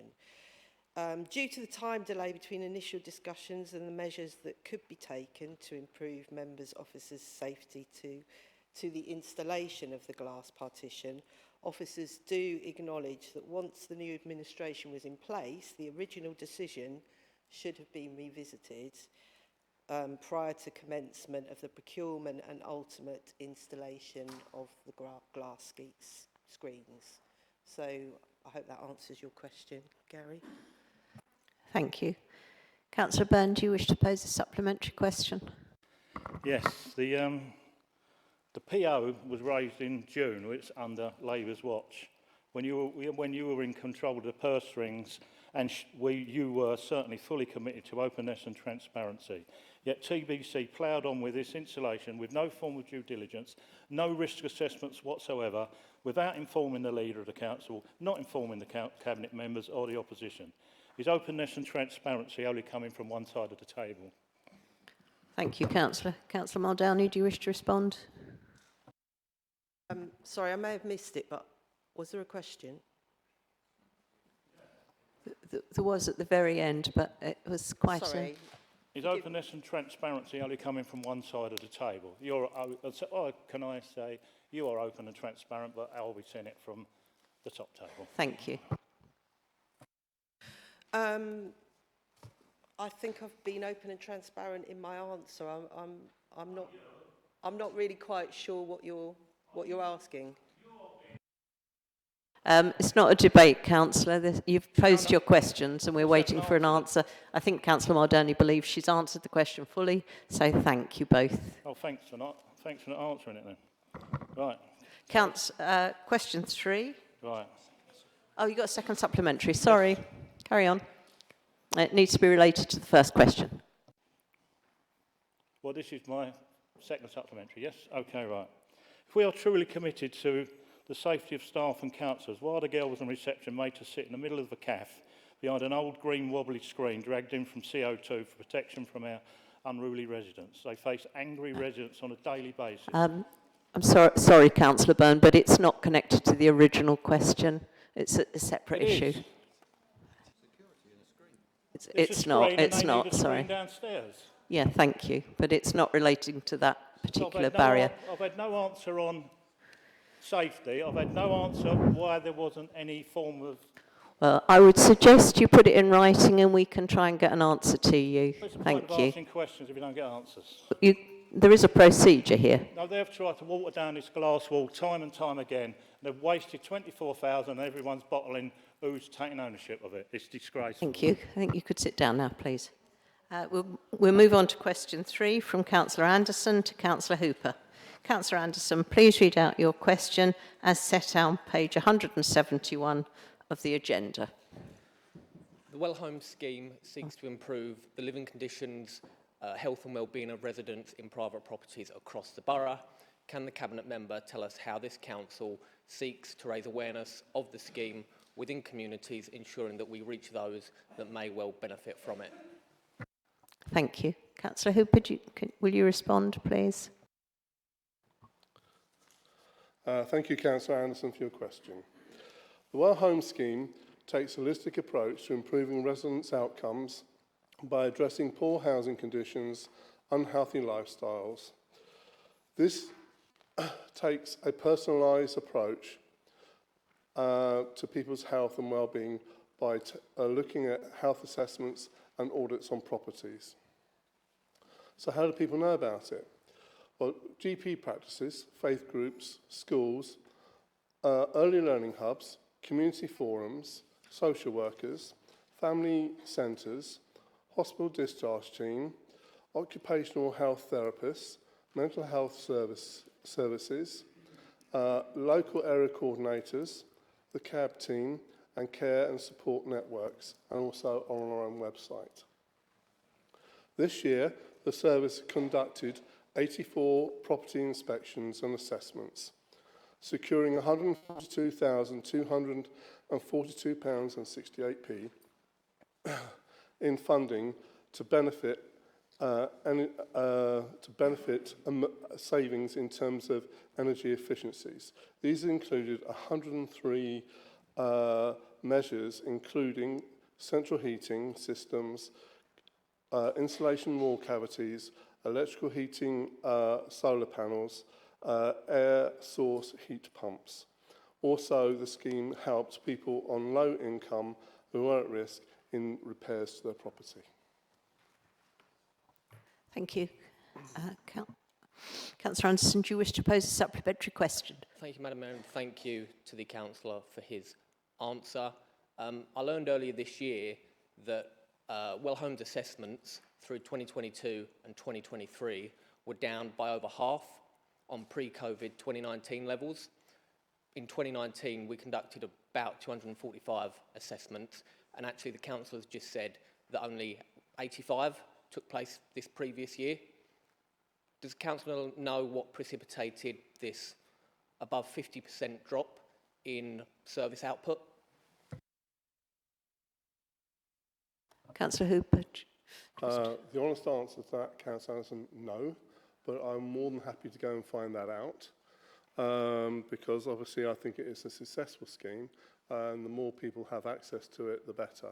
So I will go away and talk to officers and I'll come back to you with a written answer to that question. Thank you, Councillor Hooper. Councillor Anderson, do you wish to pose a second supplementary question related to the first? Again, I thank the councillor for that response, and I appreciate his offer to go away and look at this in more detail. I would like that. I would appreciate that. What I will say is I've been told that a decision was made by this council to cut resource to well homes in order to support the Afghan resettlement programme and later Homes for Ukraine scheme. Can you make it clear what your question is, Councillor? I'm about to. I understand and appreciate that it's not a pleasant position for anyone to be in, moving from one country to another, particularly under these sorts of circumstances. But does the councillor agree with me that taking resource from well homes is an inappropriate reprioritisation of council resource? Councillor Hooper, can you respond, please? I'm not aware of any cuts to this budget. However, as I said, I'll go away, look into it, and I'll come back with an answer, and I'll put that in writing to you, and I'm happy to share that answer with other members. Thank you, Councillor Hooper. Question 4 from Councillor Kerrin to Councillor Morris-Cook. Councillor Kerrin, please read out your question as set out on page 171 of the agenda. Thank you very much, Madam Mayor. What is the portfolio holder for communities doing to go out on the road offering residents an opportunity to question the Cabinet? Councillor Morris-Cook, please respond to the question. I think you might have rephrased that question a little bit, but thank you in advance for your question. We know how hard it is to show residents that we're trying to be a very different type of council, one that is honest, open and transparent and that actually listens to residents. Over the last few months, members of the Cabinet have visited different areas of the borough and local forums accompanied by members of the senior leadership team. These visits involved meeting with some local residents, businesses, to try to start building relationships and understanding the local priorities and concerns, and also for us to be visible in the community. We are planning to continue these visits over the coming months and meet many more people by going to the places where they spend time, such as libraries, sheltered accommodation units, and at our cost of living Thurrock Care roadshows. We will also be holding an Ask the Council public question time on Monday, the 11th of November at the Thameside Theatre in Grays. Residents can register to attend and ask a question of the panel of Cabinet members and senior managers. We are looking forward to meeting many familiar and new members of the community and hearing from them firsthand about things that matter to them. Thank you, Councillor Morris-Cook. Councillor Kerrin, do you wish to pose a supplementary question related to your original question? Thank you, Madam Mayor. Thank you, Councillor, for outlining all the things you're doing in going out to our residents, as well as physically going out there to our residents. Could you just outline all the other things you're trying to do to engage residents across the whole of our borough, please? Yes, so some of the things that I'm doing in particular is making sure that I'm visible at different events, attending different community forums. I attended the TAF forum over a week ago, just to really meet with the chairs of the forums to understand what they're looking for, what their concerns are, and to actually be able to answer some of their questions. Also, when there are community events that I'm aware of, I'm happy to attend them as well. And thank you. Thank you. Councillor Curran, do you wish to pose a second supplementary question? No. Thank you. Question 5. Sorry. Question 5 from Councillor G. Byrne to Councillor V. Holloway. Councillor Madam Byrne. Mayor, Councillor Holloway. Whatever time of the day I come to Grays for meetings or the theatre, I always see traffic enforcement officers. I see them on the main roads, side roads, on the bridge over there, 2 or 3 over there all the time, around the town, around the theatre. I never ever see this amount of enforcement anywhere else in Thurrock. Why is this the case, please? Thank you. Councillor Holloway, do you wish to respond?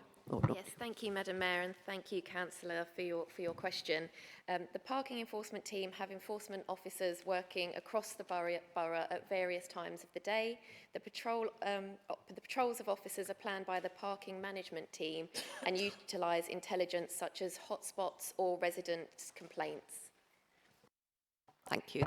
Councillor Byrne, do you wish to pose a supplementary question? Well, I did have one, but I just asked that question. Are there more enforcement officers in Grays than there is anywhere else in Thurrock? Thank you. Councillor Holloway, do you wish to respond? Well, can you respond, please? I don't believe that there are more in Grays than other parts of the borough, but I'm sure that there are at certain times of the day, depending on the reports of antisocial behaviour or, not antisocial behaviour, sorry, excuse me, of any kind of things that they need to be aware of. And I'm sure that there are lots of residents in Grays, it being a central hub for the borough, that people are complaining quite frequently, and therefore the staff are going out regularly here. Thank you. Councillor Byrne, do you wish to pose a second supplementary question? Yes. Is TBC Parking Enforcement Department run as a business, putting out enforcement officers where the most money can be collected, with a set target for wardens to ticket? Councillor Get Holloway. that one? Sorry, I messed that one up. Councillor Holloway. I'm not aware that this is the case, Councillor, no. Thank you. Question 6 from Councillor Spate to Councillor Muldowney.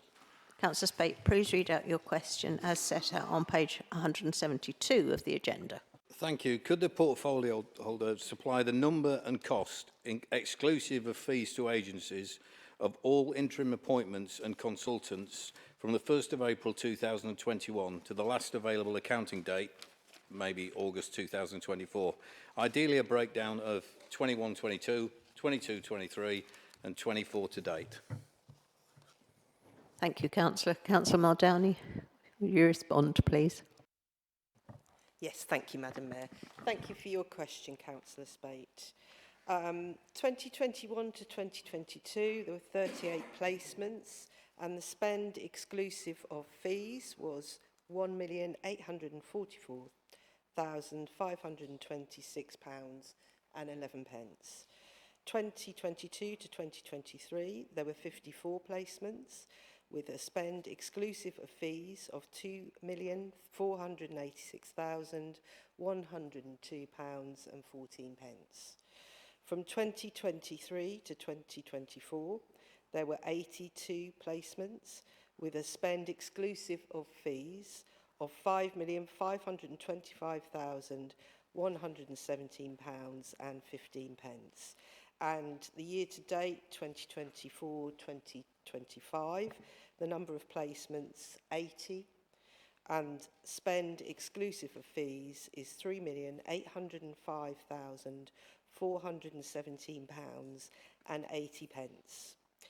In addition, based on information contained in a previous Cabinet report on the agency contract, I can say in regards to the cost of supplying workers to us, the majority costs in the provision of agency resource, including interims and consultants, is the direct pay to workers and the on costs, so national insurance, holiday pay and pension, typically in the region of 30%. The cost of the managed service provider and agency margins account for another average of 8.94% of the total spend of the contract each year. Thank you, Councillor Muldowney. Councillor Spate, do you wish to pose a supplementary question? Well, out of courtesy, I'd already proposed it because it was complex, and Sarah being up has sort of answered the next question, I believe. So I'll just quickly do a little bit of maths in my head, if I may. Call that 9, 12, 17, 90. So we're well over £21 million in terms of officers and agency over a period of just over 3 years. So that's a huge amount of money. I believe that at a time when this council is supposed to be planning for its long-term future, as evidenced by the pending switch to all-out elections in May, based on the premise that longer stays in office lead to better decisions, that the spending of the aforesaid £20+ million on transient officers who will be here today and gone tomorrow is a huge contradiction to the principle of sound, well thought out and considered local governance, whereby people will still be in their offices long enough to be held accountable. Can you give me your view? Sorry, you've reached your question. Exactly. Go on. Can you give me your view on that premise? Thank you, Councillor Spate. So you don't want me to answer your second interim question? I will answer that. I do share, and it's one of my priorities, which I spoke to the new AD for HR and organisational development, who started on Monday. So we had a meeting on Tuesday, and one of the priorities that I outlined with her is the reduction of agency spend. However, I think because of the situation that we've been in, it's been extremely, and because of the recruitment market that we're currently in, it's been extremely difficult to keep down the spend on interims. Obviously, we're always doing everything that we can to keep that at a minimum, but we do need the right staff, particularly at this point of time. We're in intervention. We are doing everything that we can to make sure that agency staff are kept to a minimum, interims are kept to a minimum. I do completely take your point on that. And as I said, I will be doing that work with the new AD for HR and organisational development once she's only been here 2 days, so we need to give her a bit of time, I think, before we can report back on that. But I hope that answers your question. Thank you, Councillor Muldowney. Councillor Spate, do you have a second supplementary question related to the first? I do, and it's a very simple one, really. And I thought you'd merge the first two together, so if I got that wrong, I do apologise. It's scary what numbers might have been missed out. I'm just interested to say that you just said, we need the right staff at this point in time. I applaud that, but I think this council needs the right staff full-time, all-time, every day, 365 days a year, all the way through. I welcome what you've said, and can you give me the assurance that those numbers will be coming down in the years to come? Both numbers of officers and amounts of money. Thank you, Councillor Spate. Councillor Muldowney. Thank you, Councillor Spate. And I do agree that we always need the right staff. I think my point was that because of the position that we're in with intervention at the moment, and because of the recruitment market that we're in at the moment, you know, there's a very small pool of you know, because you've sat on recruitment panels, there is a very small pool that we're fishing in, and we do want to get the right people in place on a permanent basis moving forwards.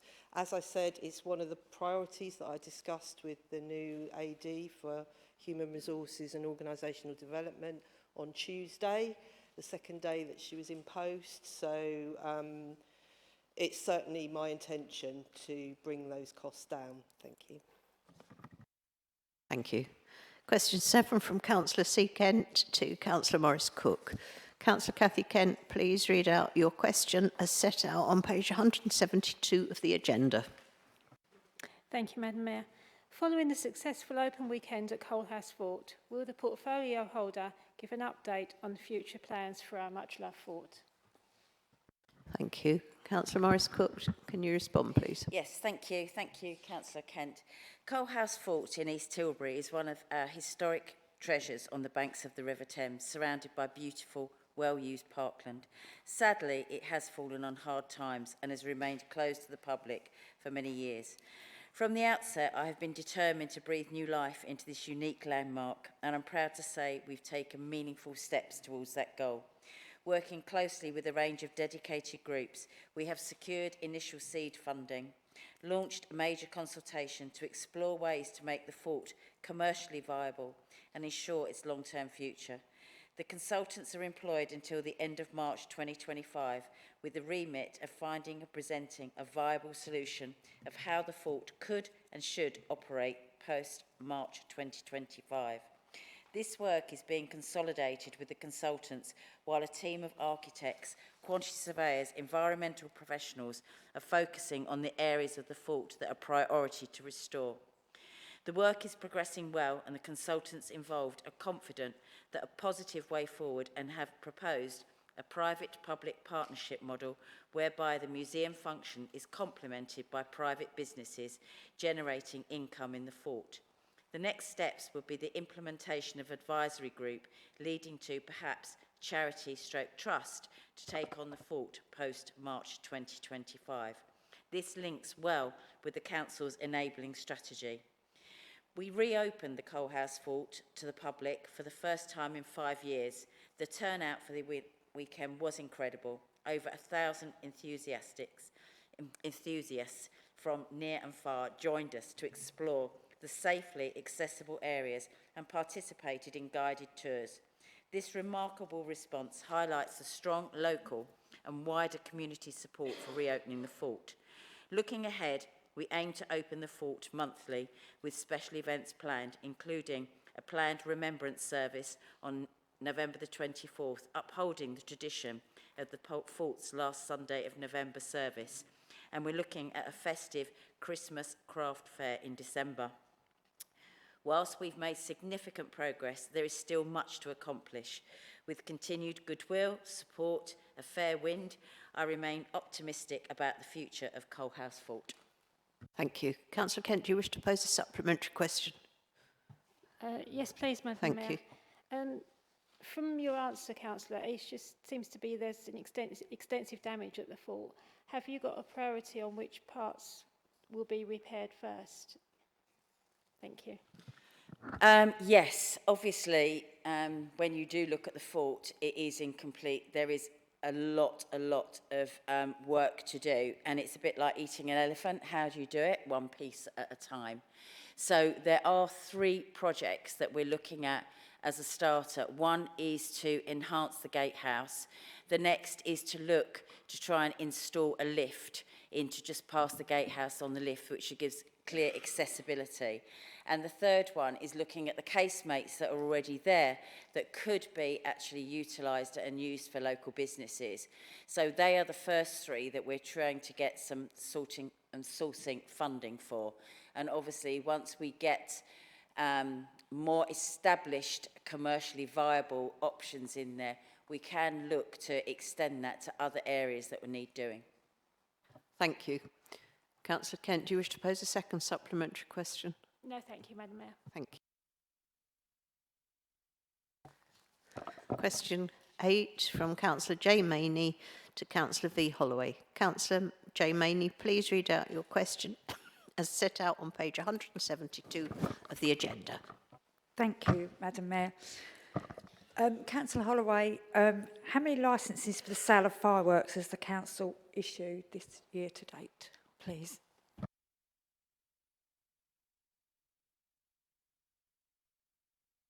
Sorry. Councillor Holloway, would you please respond? I Thank just you. tried desperately not to cough everywhere. Thank you, Madam Mayor, and thank you, Councillor, for your question. There are currently 17 premises licensed to sell fireworks across the borough. Thank you. Councillor Maney, do you wish to pose a supplementary question? Yes, please, thank you. As you know, there's a lot of retailers in Thurrock that sell fireworks to the public, including pop-up outfits, which operate either side of Bonfire Night or the New Year.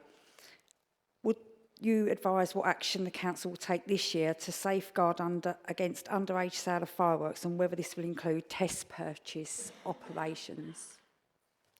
Thank you. Councillor Holloway. Thank you, Councillor, and thank you for raising this important topic.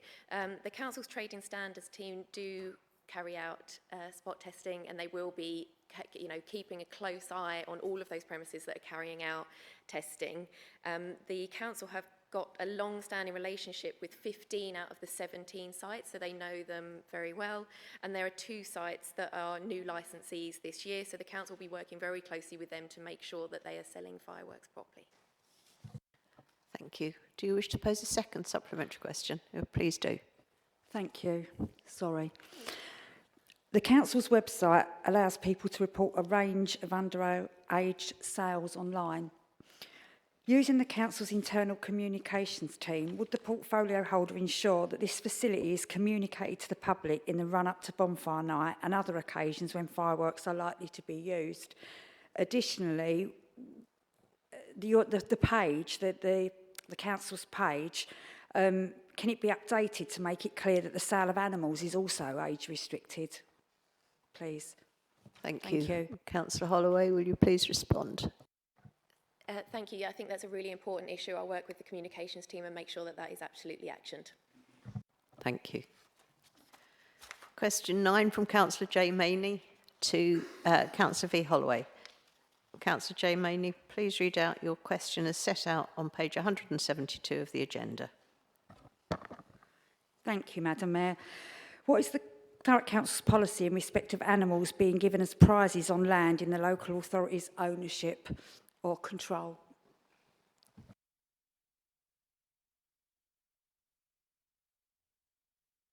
Sorry, Councillor Holloway, could you respond, please? Thank you, Madam Mayor.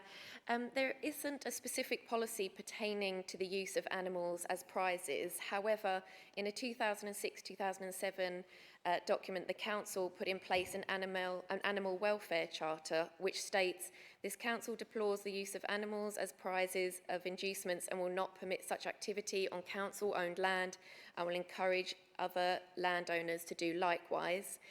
The Council hasn't had any complaints of this nature in many years, and the use of the Council land is governed by agreements that include that no live animals will be used in events on our land. If animals were to be used as prizes, this would be treated as a breach of the agreement and dealt with appropriately by officers. Thank you.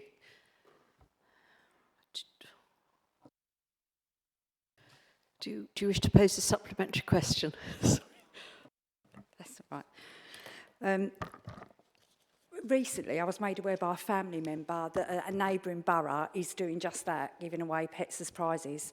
And I'm not going to tell you what's happened to some of those pets. It's not a thing of the past, and it looks like it's becoming popular again.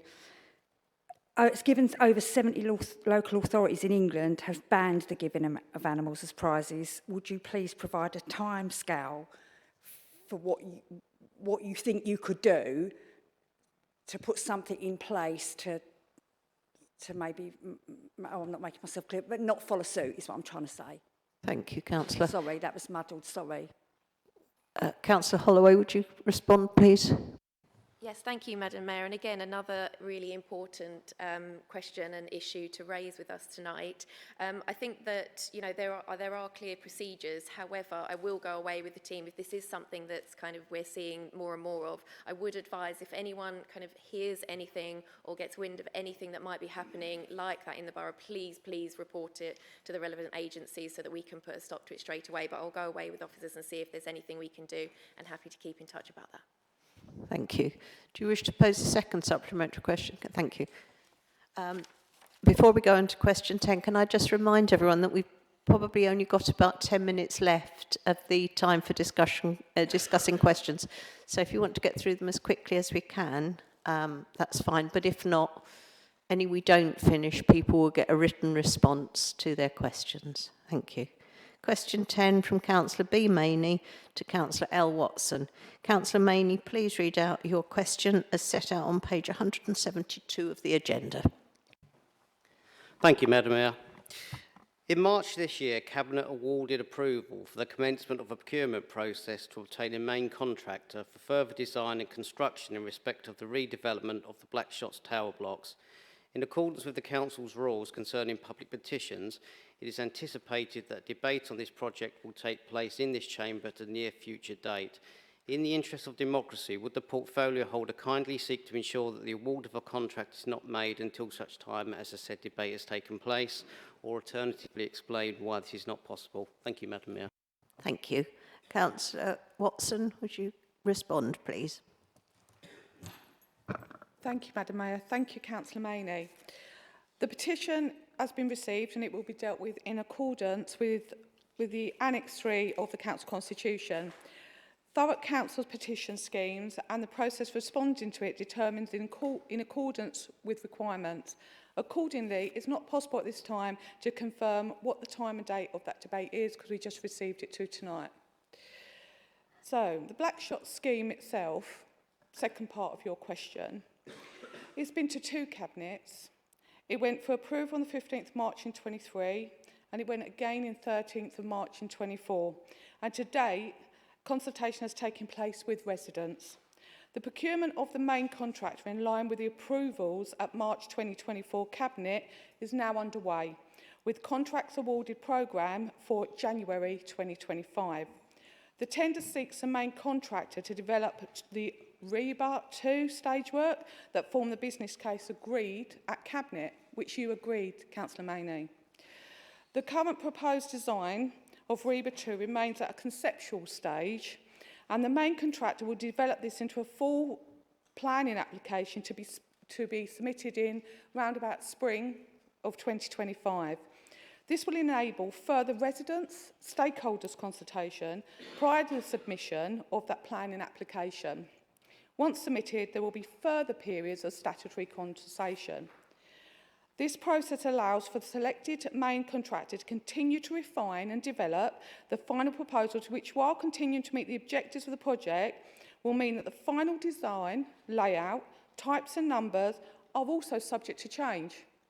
Also, you're in monthly meetings with myself and officers on the Blackshots development, and I will ensure that you will be kept up to date along with us at the same time. Thank you. Thank you, Councillor Watson. Councillor Maney, do you wish to pose a supplementary question? Yes, please, Madam Mayor. Thank you. And thank you, Councillor Watson, for that question. I've been attending the monthly steering group meetings for some time, so I'm well aware of what's taking place there, but my concern is for residents. Did you hear earlier on when Councillor Morris-Cook was speaking, she said that the council is now wants to be honest, open and transparent, and it wants to listen to local concerns. I attended the ward visit in Blackshots on the 2nd of October, and the only issue that really came up was the high-rise flats, and specifically residents' belief that there is a need for further engagement. I hear what you say about statutory engagement, but the message that residents specifically asked the attending portfolio holder and the senior officer to take back was their request for some more engagement events, which they feel they've been excluded for. Could I ask, please, whether you plan to hold any further engagement events outside of the statutory process, which all members will be able to attend, not just the occupants of or the remaining occupants of the high-rise flats? Thank you, Madam Mayor. Thank you. Councillor Watson. Thank you. Absolutely. That's my answer to you. So I've already met with the committee. I already know what their concerns are, and we've already been raised. I've already met the board members, you and Councillor Fletcher. So we will continue that dialogue, and I will continue that dialogue with the residents. And if that means that we have a meeting, then so be it. But it will be in line with the process that will be taking place. Thank you, Councillor Watson. Councillor B. Maney, do you wish to pose a second supplementary question? Very briefly, Madam Mayor, because I'm aware of time. I'm grateful for that response and reassured. Would you, after this meeting, publish a timeline for those public engagement events that you've given a commitment to undertake? Thank you, Madam Mayor. Councillor Watson, would you like to respond? Meet the residents with you and Councillor Fletcher? Sorry, I'm conscious. Sorry, you can come back. I'm conscious of time. No, I'm talking about a general meeting or event that members can go to. Not closed meetings, not meetings with specific hand-picked members of the public or councillors. Residents, as I said, at the wall visit on the 2nd of October, they were very clear that they felt there'd been a lack of general engagement and a lack of events or meetings that any member of the public could go to. And they're asking for more such engagement events, which you've just committed to. We'll let Councillor Watson respond. Bits everywhere.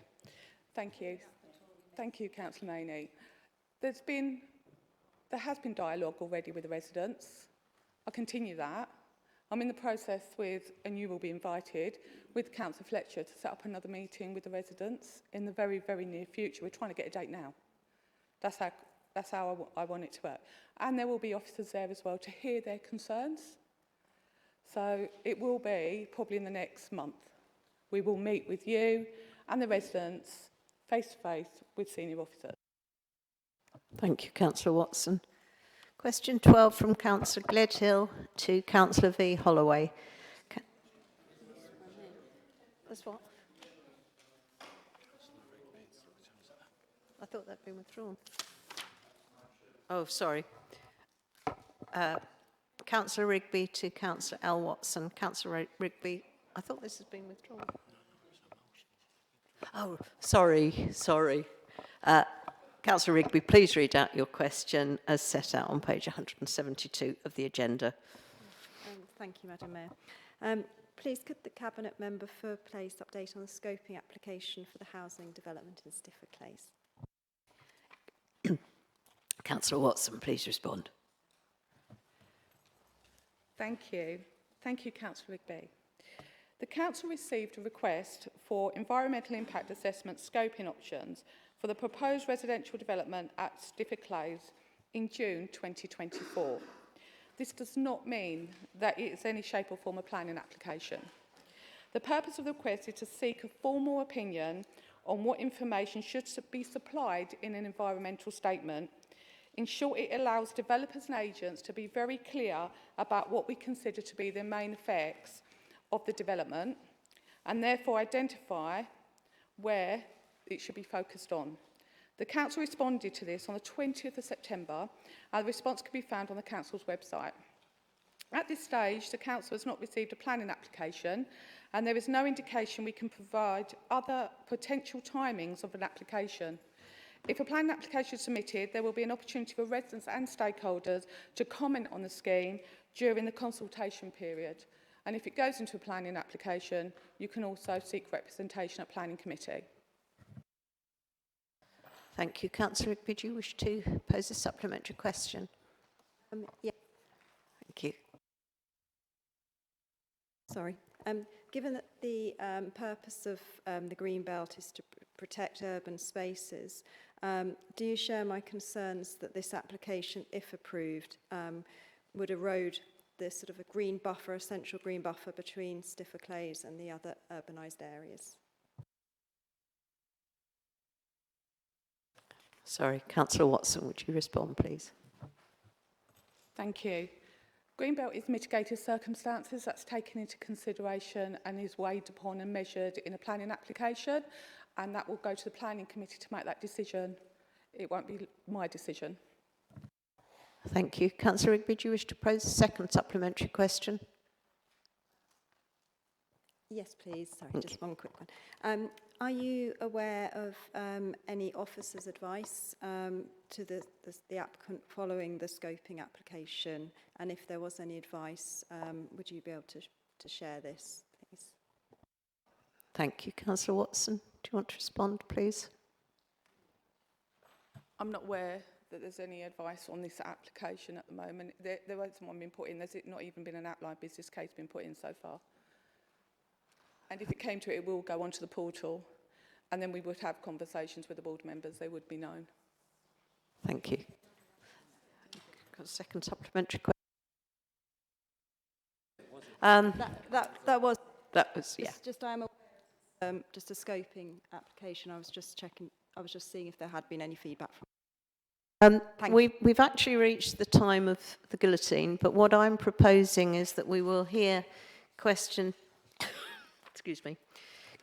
12 and 13, and after that, any questions still unanswered will be responded to in writing. So, yeah.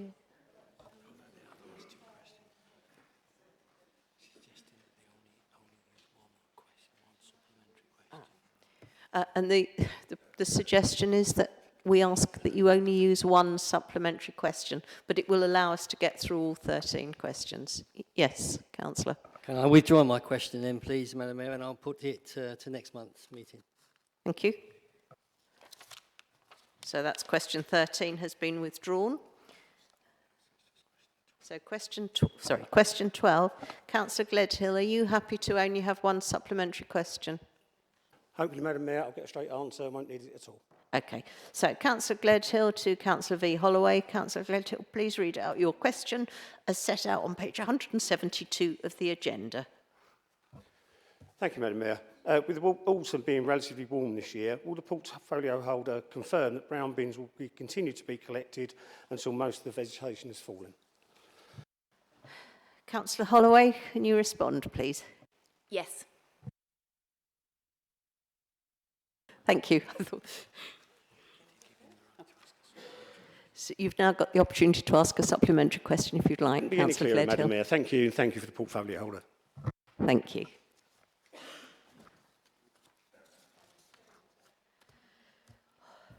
So, no, that's the end of the questions. But can I just apologise briefly? I think you may notice I'm suffering a little bit with a cold or something, and I'm not perhaps chairing this as well as I would like to be. So we're now on to item 16, reports from members representing the council on outside bodies. Does any member who represents the council on outside bodies wish to present a report? Oh, Councillor Spate. Councillor Spate, please. Thank you, Madam Mayor. It's an old story. I attended a meeting today, earlier this afternoon, with members, the chairman and the secretary of East Thurrock Community Association, a matter which I've raised at this meeting a number of times. I've raised at Cabinet. We don't need to go into the long and history of what's been going on. I've had private, well not private email, I've had emails that have been shared with a number of people, with the leader, with various officers, with the director. There's been conversation between myself and members at the club. We put ideas to the council. We were told that they would be considered and debated. And it's now 2 months since the club were officially contacted by this council. This matter came around because, and would have actually been resolved several years ago had the council officers not put the file in a cupboard and forgotten all about it, and then an officer left.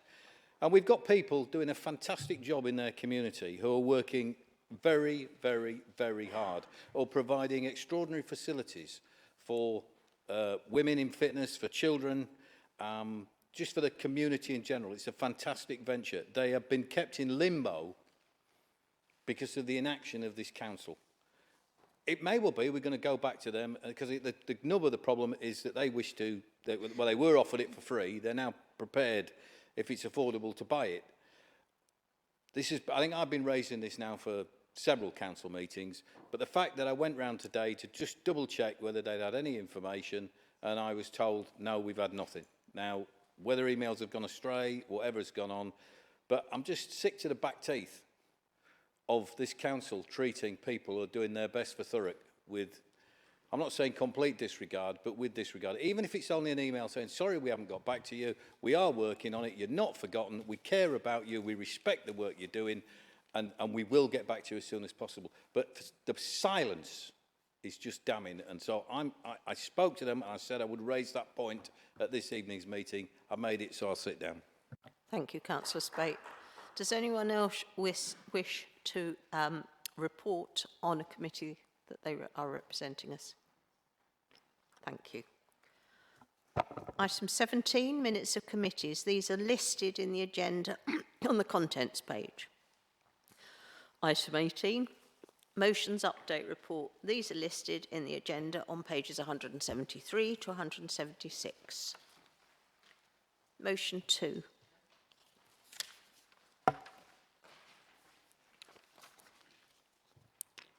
Motion 2 submitted by Councillor Rigby has been withdrawn this evening.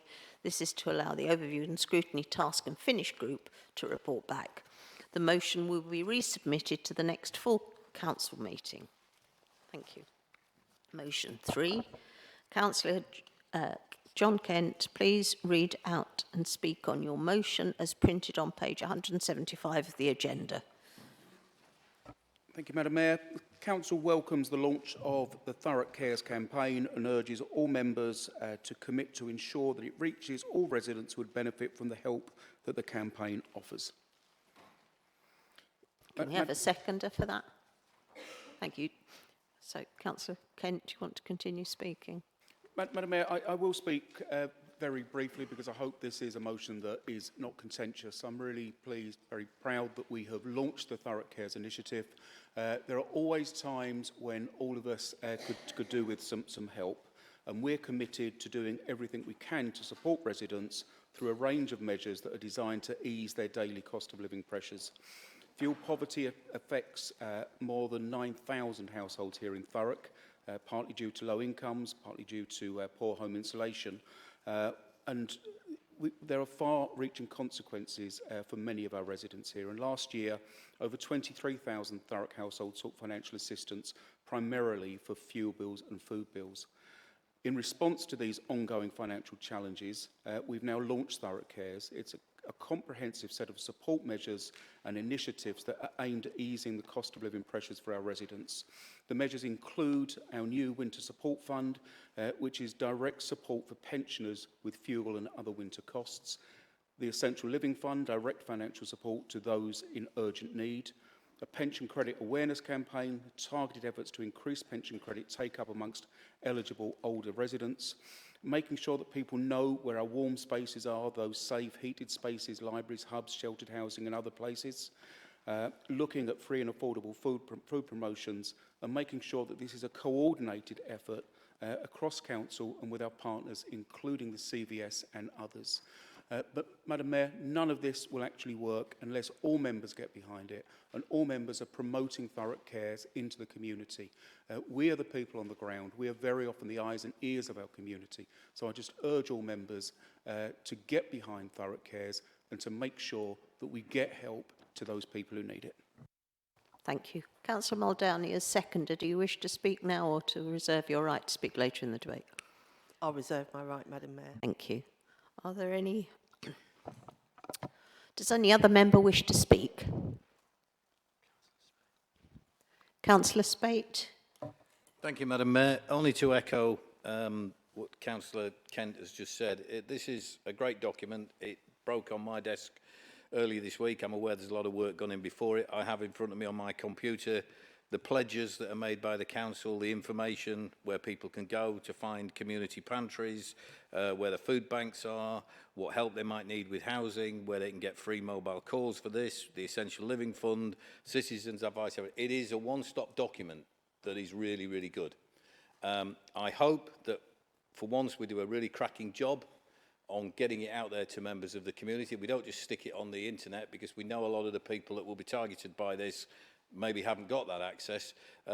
Councillor Kent makes a very good point. It's down to all 49 of us to share it. This happens to be a printed document, and I hope that it is, I would be more than happy to take a bundle of them and make sure that I visited residential homes in my area, that I went to community centres, that I made sure copies were available. I hope others would do that. It's an absolutely great thing for the council to bring together. I heartily support it, and I thank all those that were involved in putting it together. Thank you, Councillor Spate. Councillor Muldowney, do you now wish to speak? Thank you. Thank you, Madam Mayor.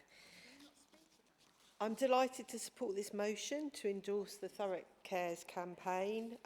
This initiative is not just another programme, but a crucial lifeline, offering hope and concrete support to residents in our borough who might need a little bit of more help this winter. On Monday, I joined sheltered housing tenants for an oomph class. It was quite a workout actually, to kick off the campaign, and talking to residents afterwards over a cup of tea and biscuits, they said how good it was that the council was trying to help. They really appreciated it, and they were keen to spread the words to others about the help available. So I hope we're going to support them in that. Everyone needs a little bit of help now and then, so we've created Thurrock Cares to bring that help all into one place for residents. I want to reassure Councillor Spate that we have got a paper booklet. It's not just going to be online. Obviously, you know, part of the support that we're offering that I'm particularly delighted about is the £100,000 for a winter fuel fund to help our pensioners. We're going to be putting the paper booklets wherever you know in your community where residents meet. We want you to put them out there, so our libraries, our community hubs, local residents will know their areas best and where people frequent the most to make the most of that. So I have to say that it's been brilliant working with our fantastic community and voluntary groups. We thank them. We want to make sure everyone has access to the help they need. We've got a brilliant network of libraries, community hubs and community pantries. We are able to give support, who are able to give support in our communities where it's needed most. So we'll be spreading the news about Thurrock Cares across the borough. So as well as the paper booklets, which bring together information about the help available, there will be a series of community roadshows delivering with our amazing colleagues in the voluntary sector directly into the community, engaging directly with people in the community. These will begin in November, creating an opportunity for residents to find out more and to get some expert advice. The campaign also introduces warm spaces across Thurrock, offering residents heated places where they can find comfort and companionship and maybe get involved in a few of the activities that go on in places like our libraries. In addition, the Essential Living Fund provides direct financial aid to those in immediate need, and our pension credit awareness campaign seeks to ensure our poorest pensioners access the support they deserve. So I urge every member here, please, to support this motion and the Thurrock Cares campaign. This campaign's more than just a programme. It's a statement that despite the financial challenges that we've got here in Thurrock, we remain committed to supporting every resident, and we hope we can start to rebuild trust and resilience in our community. Thank you. Thank you. Councillor Kent, do you wish to have your right of reply? You have 2 minutes. Yeah, thank you, Madam Mayor. I'm grateful to Councillor Spate for his support and the support of his group. I'm glad that at least one opposition group is fully engaging and is fully signed up to getting help for their vulnerable residents where it's on offer. I would just say that we started the meeting with a high spot, with an outstanding judgment for our children's services. And we appear to have finished with Councillor Spate, of all people, praising the work of our communications team. So it appears to be positive from start to finish. Thank you, Madam. Thank you. I'll now move to the vote. All those in favour of the motion?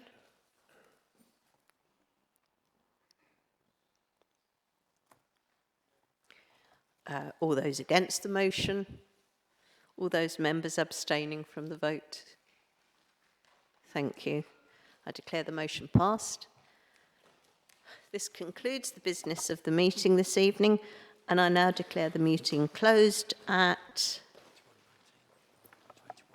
21:19. Thank you very much.